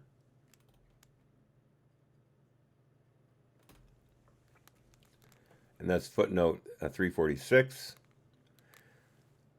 The FISA applications also relied on Reports 80, 94, and 102. Report 97 contains 4 paragraphs of information with numerous allegations attributed to the subsource, and hence is purportedly derived from the primary subsource's 10-15-minute call. The information attributed to the subsource includes that 1. The Kremlin was concerned that political fallout from the DNC email hacking operation is spiraling out of control, close quote. And again, how would the Russians give a damn about what anyone thought about their activities? I mean, seriously. Political fallout? They're already under massive sanctions that they were supposedly trying to bribe Carter Page into getting Trump to back off on. So, I mean, what the hell? Hey, Picasso knows. I miss you too, sweetie. I miss you too. I do have Lucy here to make my neck incredibly painful and ruin the microphone gain. But what you gonna do? What you gonna do? She misses you, dear. She misses you. If you were here, my neck would be fine. Okay, continuing. Problem 2. The Kremlin had intelligence on Clinton and her campaign, but that the subsource did not know when or if it would be released. Harley, I can't do anything for you right now. I'm sorry. Please don't get angry. And 3, that derogatory material possessed by the Russians would not be used against Trump, quote, given how helpful and cooperative his team had been over several years, and particularly of late. Close quote. Report 102 likely contains numerous insights about the Trump campaign and Russian tactics. It includes allegations that the, quote, aim of leaking the DNC emails to WikiLeaks during the Democratic convention had been to swing supporters of Bernie Sanders away from Hillary Clinton and across to Trump, close quote, and that Carter Page, quote, conceived and promoted, unquote, this objective and had discussed it directly with the subsource. I wonder if I can even take a drink right now.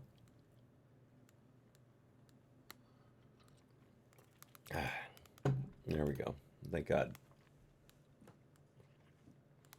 Ooh, that's even better than the last tea. That worked out. That's a good job. Patting myself on the back, folks. That's the kind of quality production you get here at AHNC All Hat No Cattle. You know, I didn't even do my introduction today. That's 2 days in a row I forgot to do that. I've got to start putting a script up on the screen here. Harley, I can't help you, dear. I can't help you. Go up on the cat stand. Enjoy the heat. Continuing. The supervisory intel analyst told the OIG that he found the primary subsource's explanations about his contacts with the subsource, quote, peculiar, unquote, and that the primary subsource could have been minimizing his relationship with the subsource. The supervisory intel analyst agreed that press reports discussing the subsource's alleged contacts with the Trump campaign may have motivated the primary subsource to minimize the extent of his/her relationship with the subsource. We asked the supervisory intel analyst whether he thought the primary subsource had been truthful during his/her interview with the FBI. He said that he believed that there were instances where the primary subsource was quote-unquote minimizing certain facts, but did not believe that he was completely fabricating quote-unquote events. The supervisory intel analyst stated that he did not know whether he could support a quote-unquote blanket statement that the primary subsource had been truthful. In Steele's September 2017 interviews with the FBI, Steele also made statements that conflicted with explanations from two of his subsources about their access to Russian officials. For example, Steele explained that the primary subsource had direct access to a particular former senior Russian government official and that they had been, quote-unquote, speaking for a while. The primary subsource told the FBI, however, that he had never met or spoken with the official. Steele also stated that one subsource was redacted, one of a few persons in a quote-unquote circle close to a particular senior official. The FBI obtained information from the subsource that contradicted Steele's interpretation. FBI documents reflect that another of Steele's subsources, who reviewed the election reporting, told the FBI in August 2017 that whatever information in the Steele reports that was attributable to him had been, quote-unquote, exaggerated, and that she did not recognize anything as originating specifically from him. Footnote 347 is redacted. The primary subsource told the FBI that he believed this subsource was, quote, one of the key sources for the Trump dossier, close quote, and the source for allegations concerning Michael Cohen and events in Prague contained in reports 135, 136, and 166, as well as Report 94's allegations concerning the alleged meeting between Carter Page and Igor Devyekin. The supervisory intel analyst told us that he believed the Steele subsource may have been attempting to minimize his role in the election reporting following its release to the public. Steele's September 2017 interview with the FBI, which was conducted 2 months after the final Carter Page FISA renewal application was submitted to the court, also revealed bias against Trump.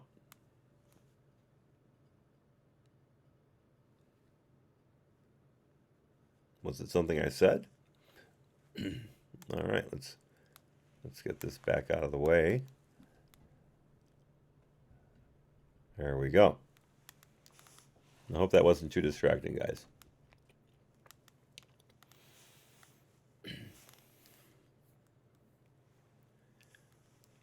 Let's see. Let me just read this last sentence in the paragraph to make sure I got it.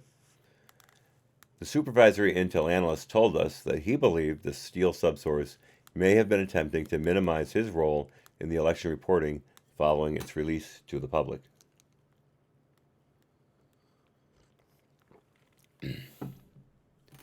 Steele's September 2017 interview with the FBI, which was conducted 2 months after the final Carter Page FISA renewal application was submitted to the court, also revealed bias against Trump. But again, that's Steele showing bias, not the FBI. No documentary or testimonial evidence. According to the FBI 302 of the interview, Steele and his business colleague described Trump as their, quote, main opponent, unquote, and they said they were, quote unquote, fearful about the negative impact of the Trump presidency on the relationship between the United States and the United Kingdom. Yeah, we just tore that apart. Of course, Theresa May was a squish. I don't think she ever should have been prime minister. Now we've got Boris Johnson in there, and we're already talking trade talks with the UK. We're already putting those together. I'm not saying that the U.S. alone will help completely mitigate the fallout from the Brexit, but it's going to make the UK a lot stronger than it is right now.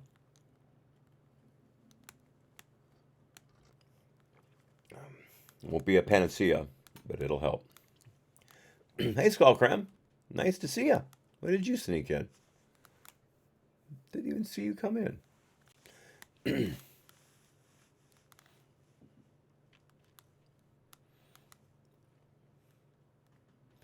Let's see, continuing.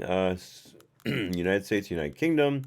The supervisor intel analyst, and again, room temperature IQ, stated that he viewed Steele's description of Trump as the quote-unquote main opponent as an expression of quote-unquote clear bias.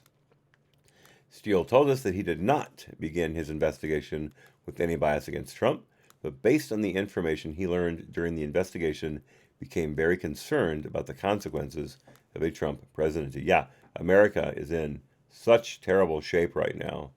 It is amazing what we've become. Top energy producer in the world, best economy in the world.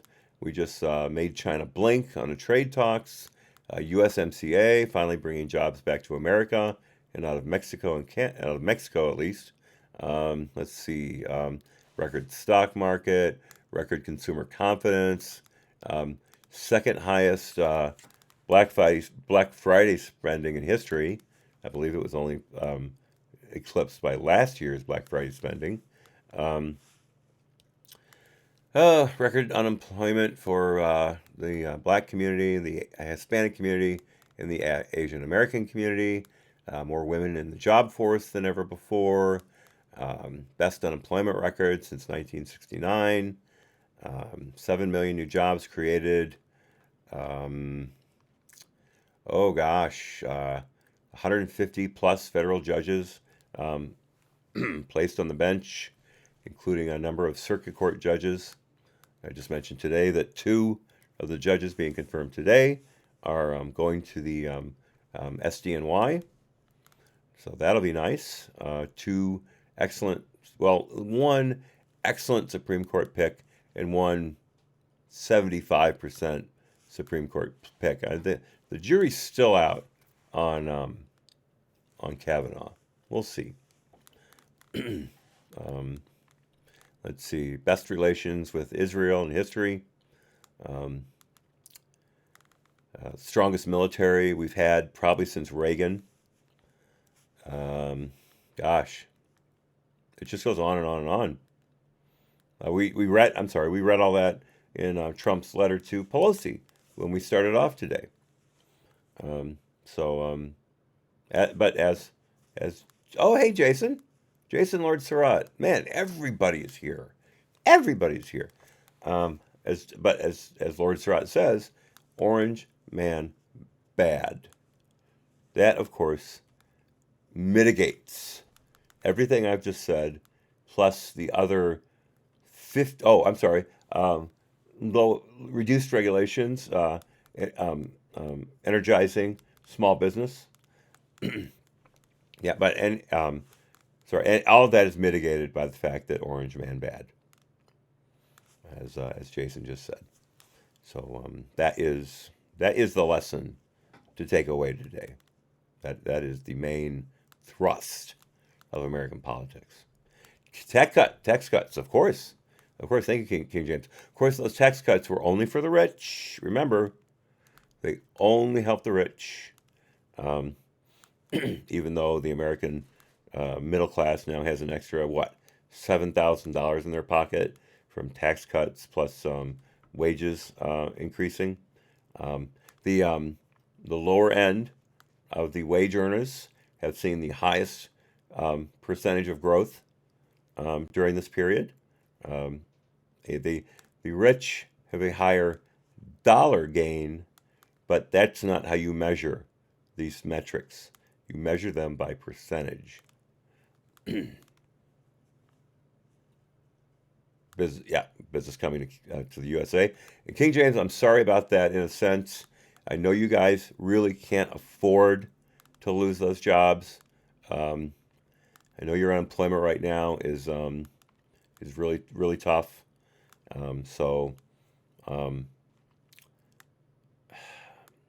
Man, it's good for America, but it's bad for Canada. So,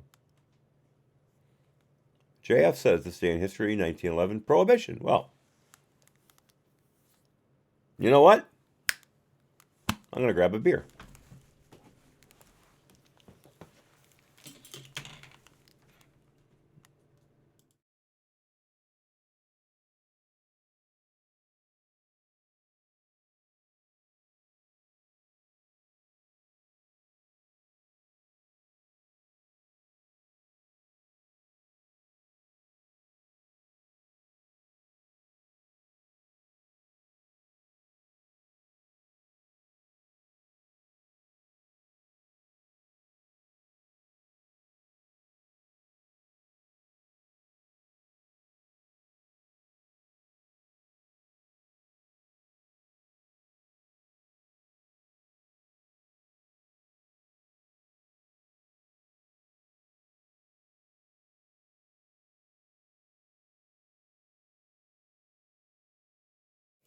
All right.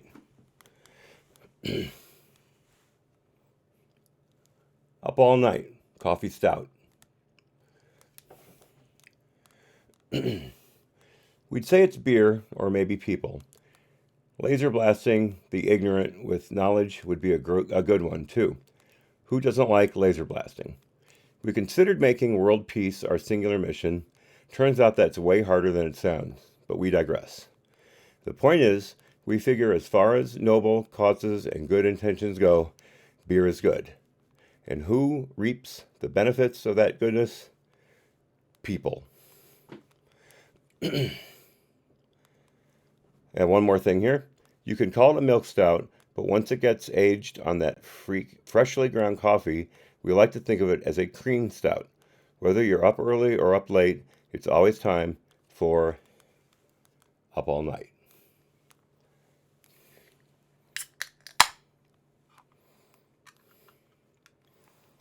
God bless you guys. God bless America.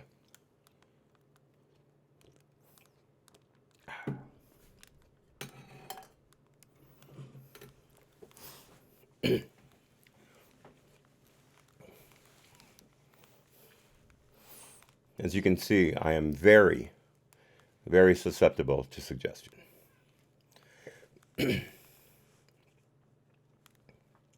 excuse me if mouth clicking picks up. I'll try to go back and forth with the tea.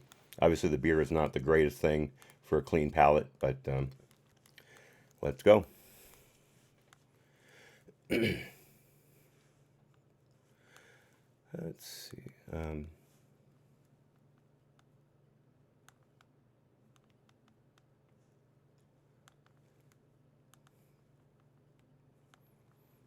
Okay, subsection E.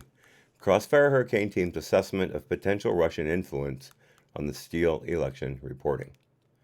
Although an investigation into whether Steele's election reports, or aspects of them, were the product of a Russian disinformation campaign was not within the scope of this review, or within the scope of the OIG's oversight role, we examined the extent to which the Crossfire Hurricane Team considered this possibility in its assessment of Steele's reporting. Priestap told us that he recognized that the Russians are, quote, masters at disinformation, close quote, and that the Crossfire Hurricane Team was aware of the potential for Russian disinformation to influence Steele's reporting. And let's just think for a second here.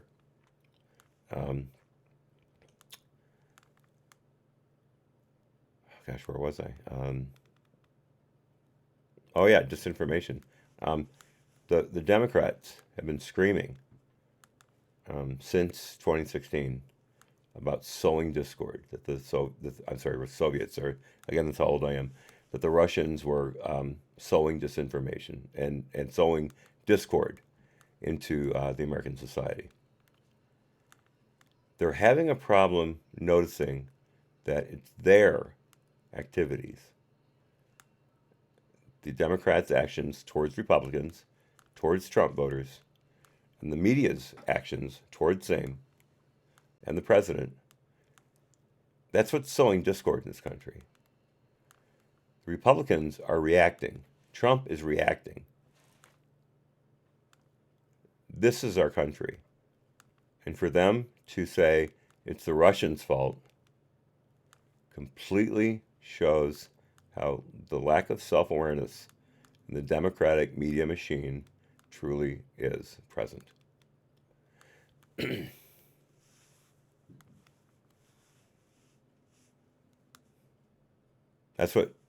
That and the hypocrisy of the left, I think, are the worst aspects of their behavior. Add abortion to that, and you've got the full Sunday. Okay, continuing. Although an investigation into whether Steele's election reports or aspects of them were the products of a Russian disinformation campaign, was not within the... Oh, I'm sorry, I already read that. I'm sorry. Okay. According to Priestap, here we go, there's a quote. We had a lot of concurrent efforts to try to understand, is the reporting true or not? And if it's not, why is it not? Is it the motivation of Steele or one of his sources, meaning Steele's sources, or were they flipped? They're actually working for the Russians and providing disinformation. We considered all of that. Steele told us that Russian intelligence is quote-unquote sophisticated and relies on disinformation. He said it can involve quote-unquote planted information, which he described as, all right, cats, cut it out, which he described as quote-unquote controlled information, and that often the information is true, but with quote-unquote bits missing and changed. For his part, Steele told us that he had no evidence that his reporting was quote-unquote polluted with Russian disinformation.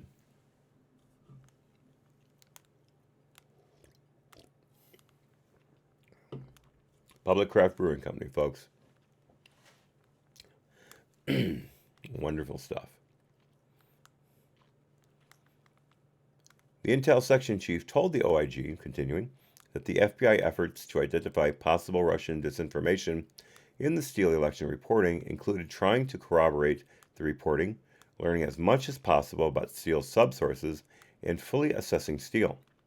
According to an FBI memorandum prepared in December 2017 for a congressional briefing, by the time the Crossfire Hurricane investigation was transferred to the special counsel in May 2017, the FBI, quote, did not assess it is likely that the Steele election reporting was generated in connection to a Russian disinformation campaign. Priestap told us that the FBI, quote, didn't have any indication whatsoever, close quote, by May 2017 that the Russians were running a disinformation campaign through the Steele election reporting. But didn't need to be disinformation. Steele just had his people make it up.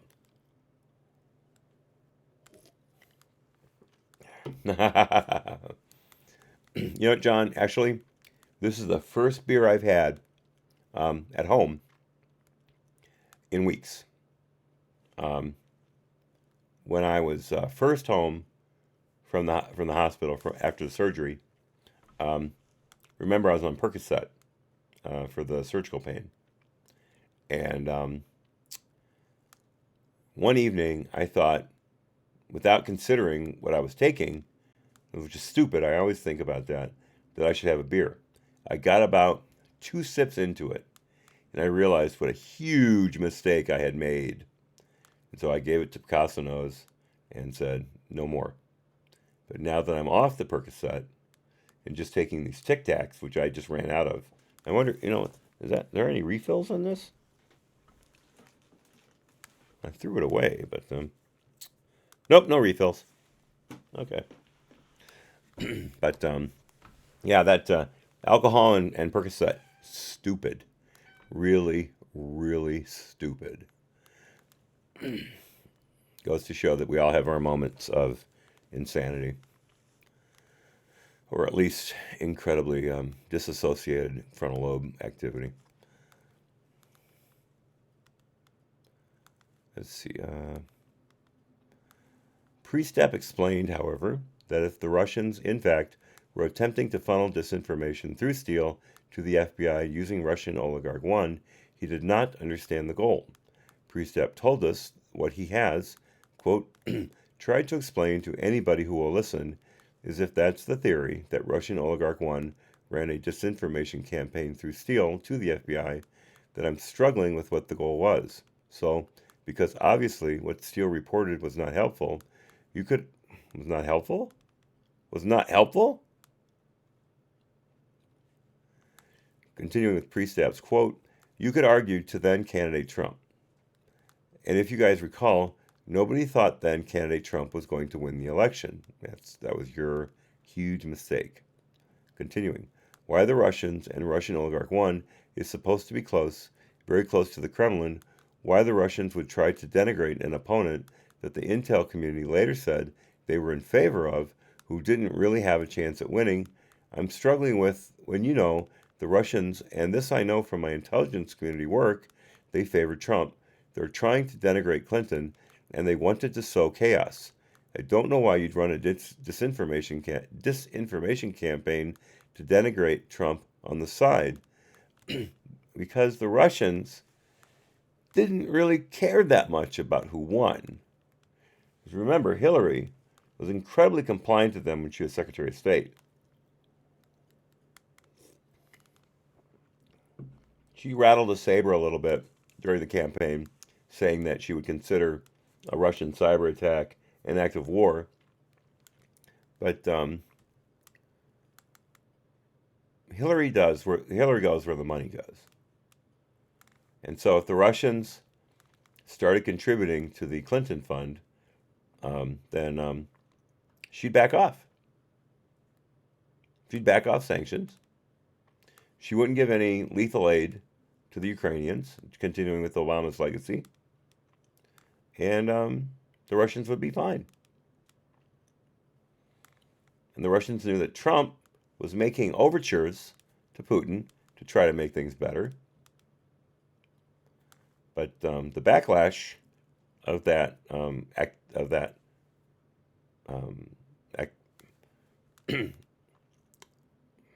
that activity, if you will, the backlash from what Trump was saying, the Russians knew that Trump would have a tough road to hoe if he did win. So they really didn't care who won. This whole Russian backing Trump thing has been really bullshit, sorry kids language, from the beginning. It's always been a Hillary Clinton campaign lie. And here's Priestap, one of the top people in the FBI, buying it. Unbelievable. Okay, continuing. Closes Priestap's quote. As discussed in Chapter 4, Steele performed work for Russian Oligarch 1's attorney on Russian Oligarch 1's litigation matters and, as described later in Chapter 9, passed information to Department Attorney Bruce Orr advocating on behalf of one of Russian Oligarch 1's companies regarding U.S. sanctions. Excuse me. And here's footnote 348. An FBI 302 dated February. By the way, I hate saying "oh" when it's a zero, because when pilots and air traffic controllers learn at the very beginning, you do not say "oh" when it's a zero. You say 0.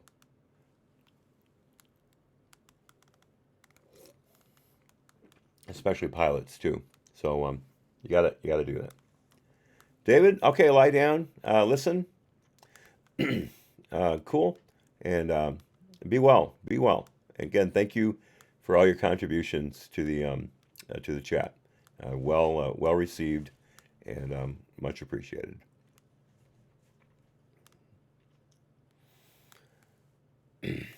Okay, continuing. Oh, I'm sorry. Footnote 348. I didn't even finish it. An FBI 302 dated February 15, 2017, and written by an FBI agent assigned to the Crossfire Hurricane investigation, documented the FBI's interview of Orr on February 14 and specifically stated that Steele's company was continuing to work for a particular attorney of Russian oligarch 1.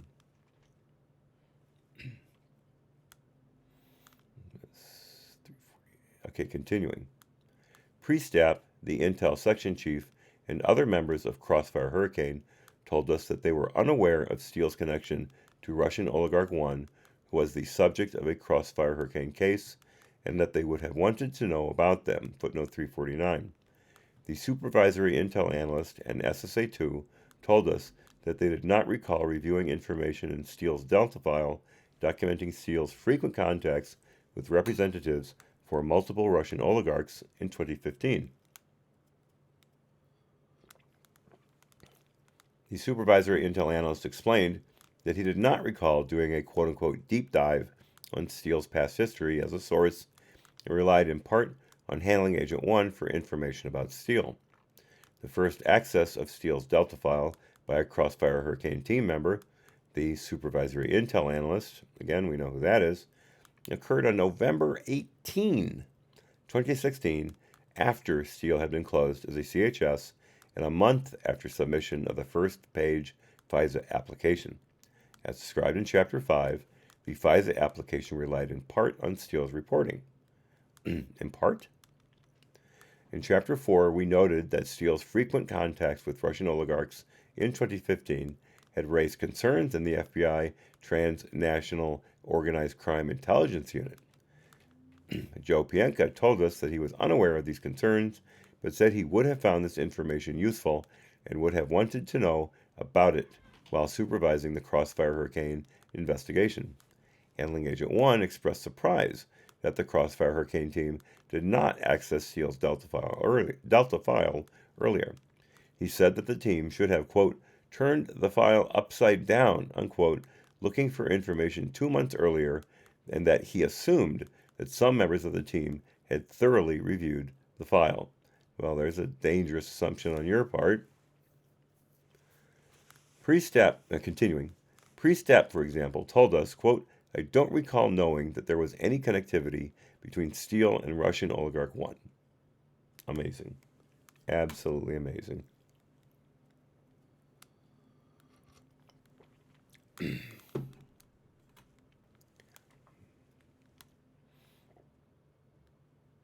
Priestap told us, continuing, that he believed it was quote-unquote completely fair to say that the FBI should have assessed Steele's relationship with Russian oligarch 1. Yeah, you notice there's a lot of should-haves or surprised that they didn't statements in this report. And again, we're only halfway through, not even halfway through. There are just this, or don't recalls, this intense and unbelievable lack of professionalism in these people. I mean, and again, I don't think it's just Priestap and Comey and McCabe and Baker and Strzok and Page, Yates. I don't think it's just them. I've said this before, but I have to keep coming back to it. The San Bernardino terrorist attack, the Boston Marathon terrorist attack, the Pew Pew event on Valentine's Day at a particular learning institution in a particular state last year, or earlier this year, excuse me. All of that could have been avoided if the FBI had been doing its job. And I'm not even mentioning 9/11. So I'm not sold on Hannity and other conservative reporters and conservative commentators. I'm not convinced that their characterization of the FBI as 99% great people. That doesn't work for me. That does not work for me.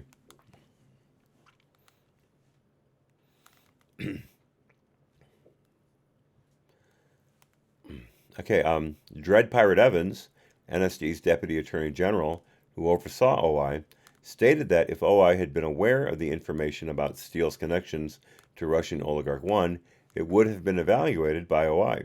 He told us, quote, counterintelligence investigations are complex and often involve, as I said, double dealing and people playing all sides.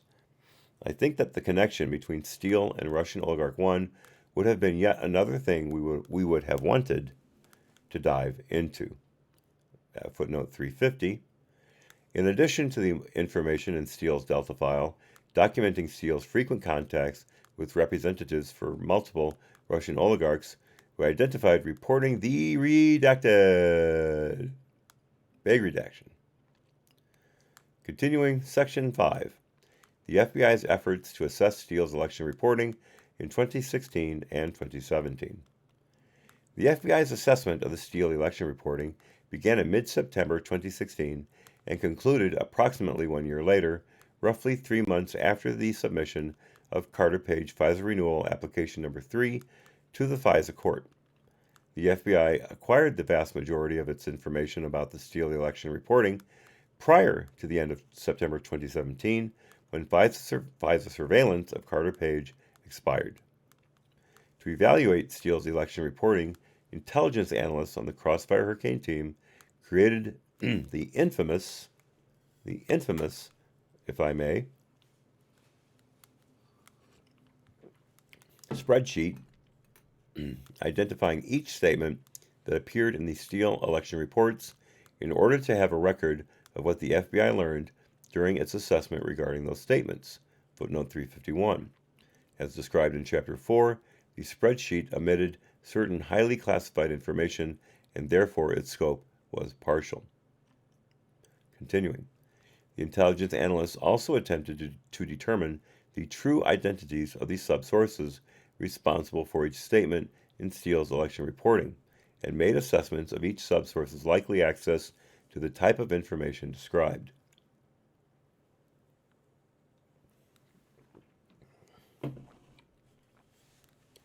FBI CD officials also traveled abroad and met with persons who previously had professional contacts with Steele to gather information about his reliability and the quality of his work. According to FBI officials, it was challenging to corroborate the information in the Steele election reporting because much of it was, quote, singular source intelligence, close quote, and thus could not be verified given the manner in which the events took place. For example, officials told us that a meeting or conversation between just a few people in Russia may have only been known to the individuals involved. According to a supervisory special agent who investigated the Steele election reporting, the Crossfire Hurricane team could not independently verify those types of allegations, quote, without speaking to folks that are high level in Russia, redacted. Strzok told us that for this kind of information, the, quote, frustration of it was the FBI couldn't necessarily prove it and couldn't disprove it either. But, what's her name? Alison Camerata said that more and more of the Steele dossier is being corroborated. And then they changed it to, well, none of it has been disproven, which is hilarious. Yeah. Good job, FBI.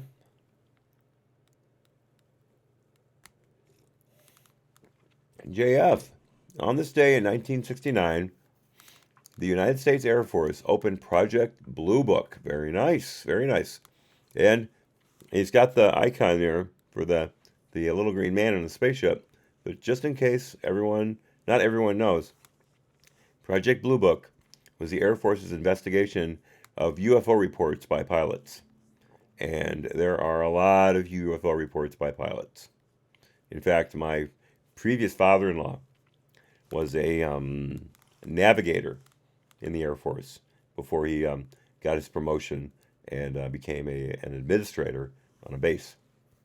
He was promoted to lieutenant colonel, and he was in I think it was a C-130 that was doing ELINT in Vietnam, and ELINT is electronic intelligence. They're gathering radio broadcasts from the Vietnamese forces and using them for intelligence work or intelligence to the army. And they had a UFO encounter on that flight, and he was, I don't know if he's still alive. Let's say he is. He's still incredibly convinced that there is or are a number of intelligent beings from other galaxies, other planets, whatever, who are coming to Earth and checking it out. And you can't shake him from that. And you know what? I'm not going to, because I believe it. I do. I believe it. It is incredibly chauvinistic to believe that we are the only intelligent life in the universe. That is unbelievable. I don't think God would do that. I don't think God would do that. I think he would go for it. And it's entirely possible that they have much, much, much more advanced technology than we do. They may have access to certain materials on their planet that enable them to produce speed of light aircraft, if not faster. They may have developed incredible technology because of those resources that we can't. They may be an entirely homogeneous society, which means their productivity is higher. It's all these things are possible, and we've identified a number of Earth-like planets. The original estimate was way over the top, but they pulled it down. But still, in this galaxy, there are, I think, over 100 Earth-like planets that they've identified. And remember, they can't even look into the cluster in the middle of the galaxy. There's too much light, so they can't identify anything in that area. We have to look at the outskirts.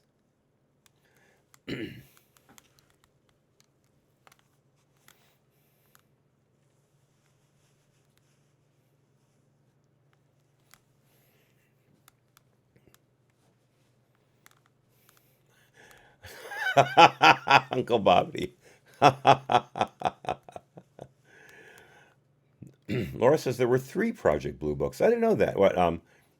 Air Force, Navy, and what? Marines, Army. I didn't know that. Or were it just different times that they opened and closed. But Uncle Bobby says those sightings were from the heady days of Hillary Clinton first learning to ride the broom from Little Rock to parts unknown. Laura continues, they only let out one to the public.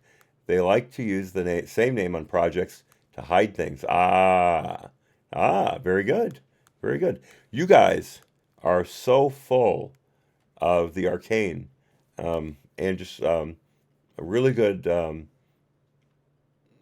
knowledge in general, and not even arcade, just generally intelligent. I really, really enjoy learning from you. Really enjoy it. Thank you, Laura. Uncle Bobby, truly artificial intelligence, men and women with years of study in how to cheat, lie, steal, all done with a smug continence of respectability. Well, there's your Democratic Party. Thank you, Uncle Bobby.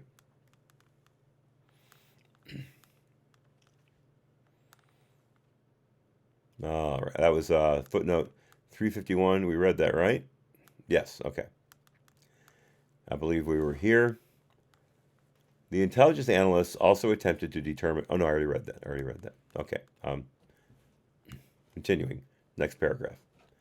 According to FBI officials, it was challenging to corroborate the information in the Steele election reporting because much of it was, quote, singular source intelligence, close quote, and thus could not be verified given the manner in which the events took place.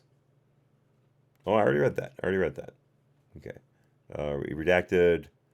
Couldn't prove it. Disprove it either. All right. Man, I got to start marking this.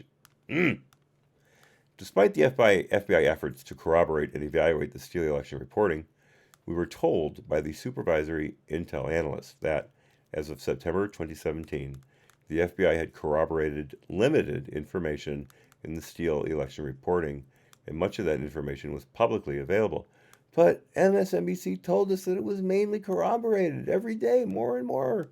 Every day, more and more was corroborated. Rachel Maddow said so. How could they be wrong?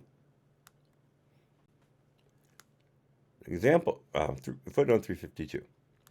Examples included that Carter Page was in Moscow as reported, that other individuals mentioned in the reporting existed, and that some individuals held the positions in the Russian government that were attributed to them in the reporting. Wow.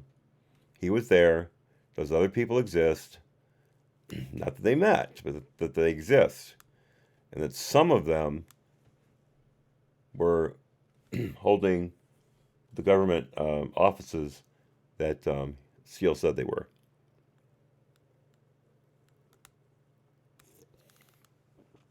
Insane. These people are insane.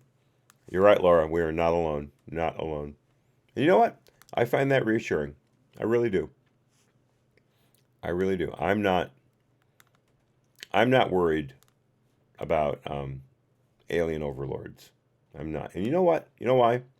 Because if they want to take us over, they're going to. So why worry about it? If they have the technology that I believe they do, there's no way we can fight them with ballistic weapons without nuking the entire parts of the planet. So, you know what? If it happens, it happens. Why worry about it? I'm more worried about global warming. And I don't give a damn about global warming. So, there you go. All right, that was footnote 352. Continuing. Most relevant to the Carter Page FISA applications, the specific substantive allegations contained in reports 80, 94, 95, and 102, which were relied upon in all four FISA applications, remained uncorroborated and in several instances were inconsistent with information gathered by the Crossfire Hurricane team. For example, as detailed in chapters 5 and 7, these allegations included, among other things, that Page had secret meetings with Igor Sechin and Igor Devyakin in July 2016 and served as a quote-unquote intermediary between Manafort and the Russian government. As we describe in chapters 5 and 8, certain information the FBI had obtained did not support those allegations or the theory in Steele's election reporting that Page was coordinating or had coordinated with Russian government officials on 2016 U.S. election activities. Additionally, the FBI determined that some of the allegations in the Steele reporting, including that Trump attorney Michael Cohen had traveled to Prague in late summer 2016 to meet with Kremlin representatives, and that, quote, anti-Clinton hackers, unquote, had been paid, quote, by the Trump team, and, unquote, and Kremlin, were not true. In the next two chapters, we describe the FBI's use of the Steele election reporting in the three Carter Page FISA renewal applications and the changes that were made and not made to the applications to reflect the additional information the FBI developed about Steele and his reporting. And we are done with chapter 6, folks. That was a short one. All right. Let me just see where are we at. Page 237. Let me just see how long chapter 7 is.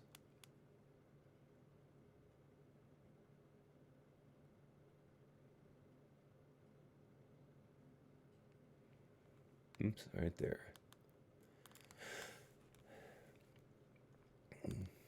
Mm-hmm. No, we can't. We can't get through this today. We'll never make it. So we will end early today. You guys get the day off. Let's get back to...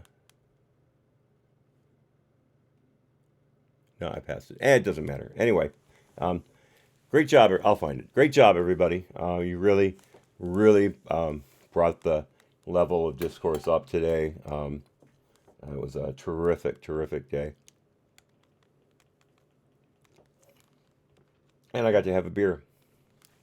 So, everybody, I'll see you, let's see, tomorrow. And again, I may be a little late. My appointment's at 10. Normally, it doesn't take more than a half hour, and I'm 15 minutes away from the office to here. But we don't know for sure. So give me a little extra time, just in case. I will try very hard to post the live stream early, unlike I did today, where I posted about 10 minutes till. Sorry about that. And just so you guys know it's happening. I may set the timer to 11:15 to give myself a little time to settle in after I come back from the office.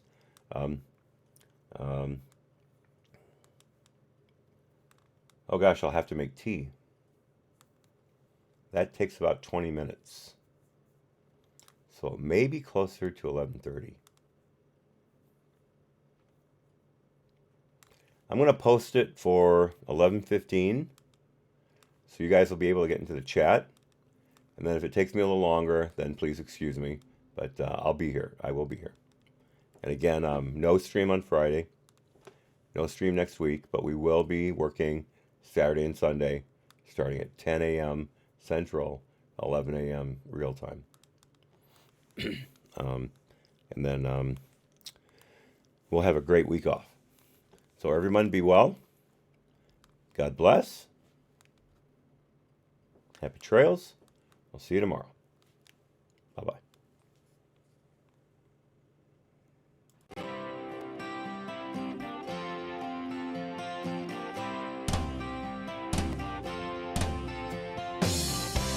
I hope I learned something. I hope I learned something. I hope I learned something from the stormy seas, from the brightest days, from the darkest nights, from the sunny days.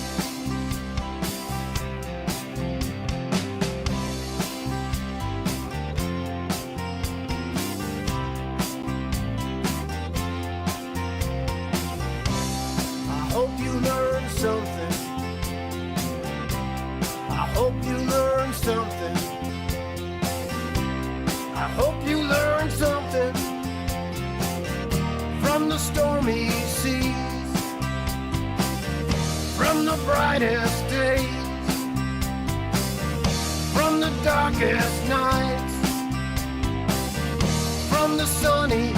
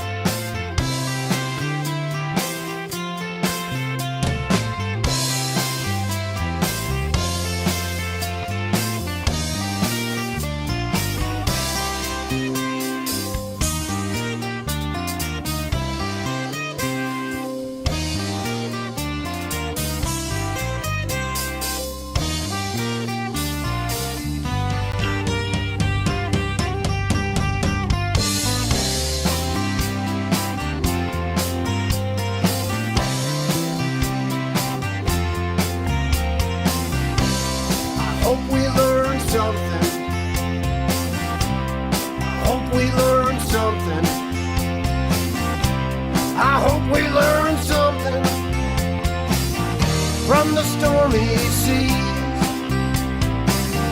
from the brightest day, from the darkest night.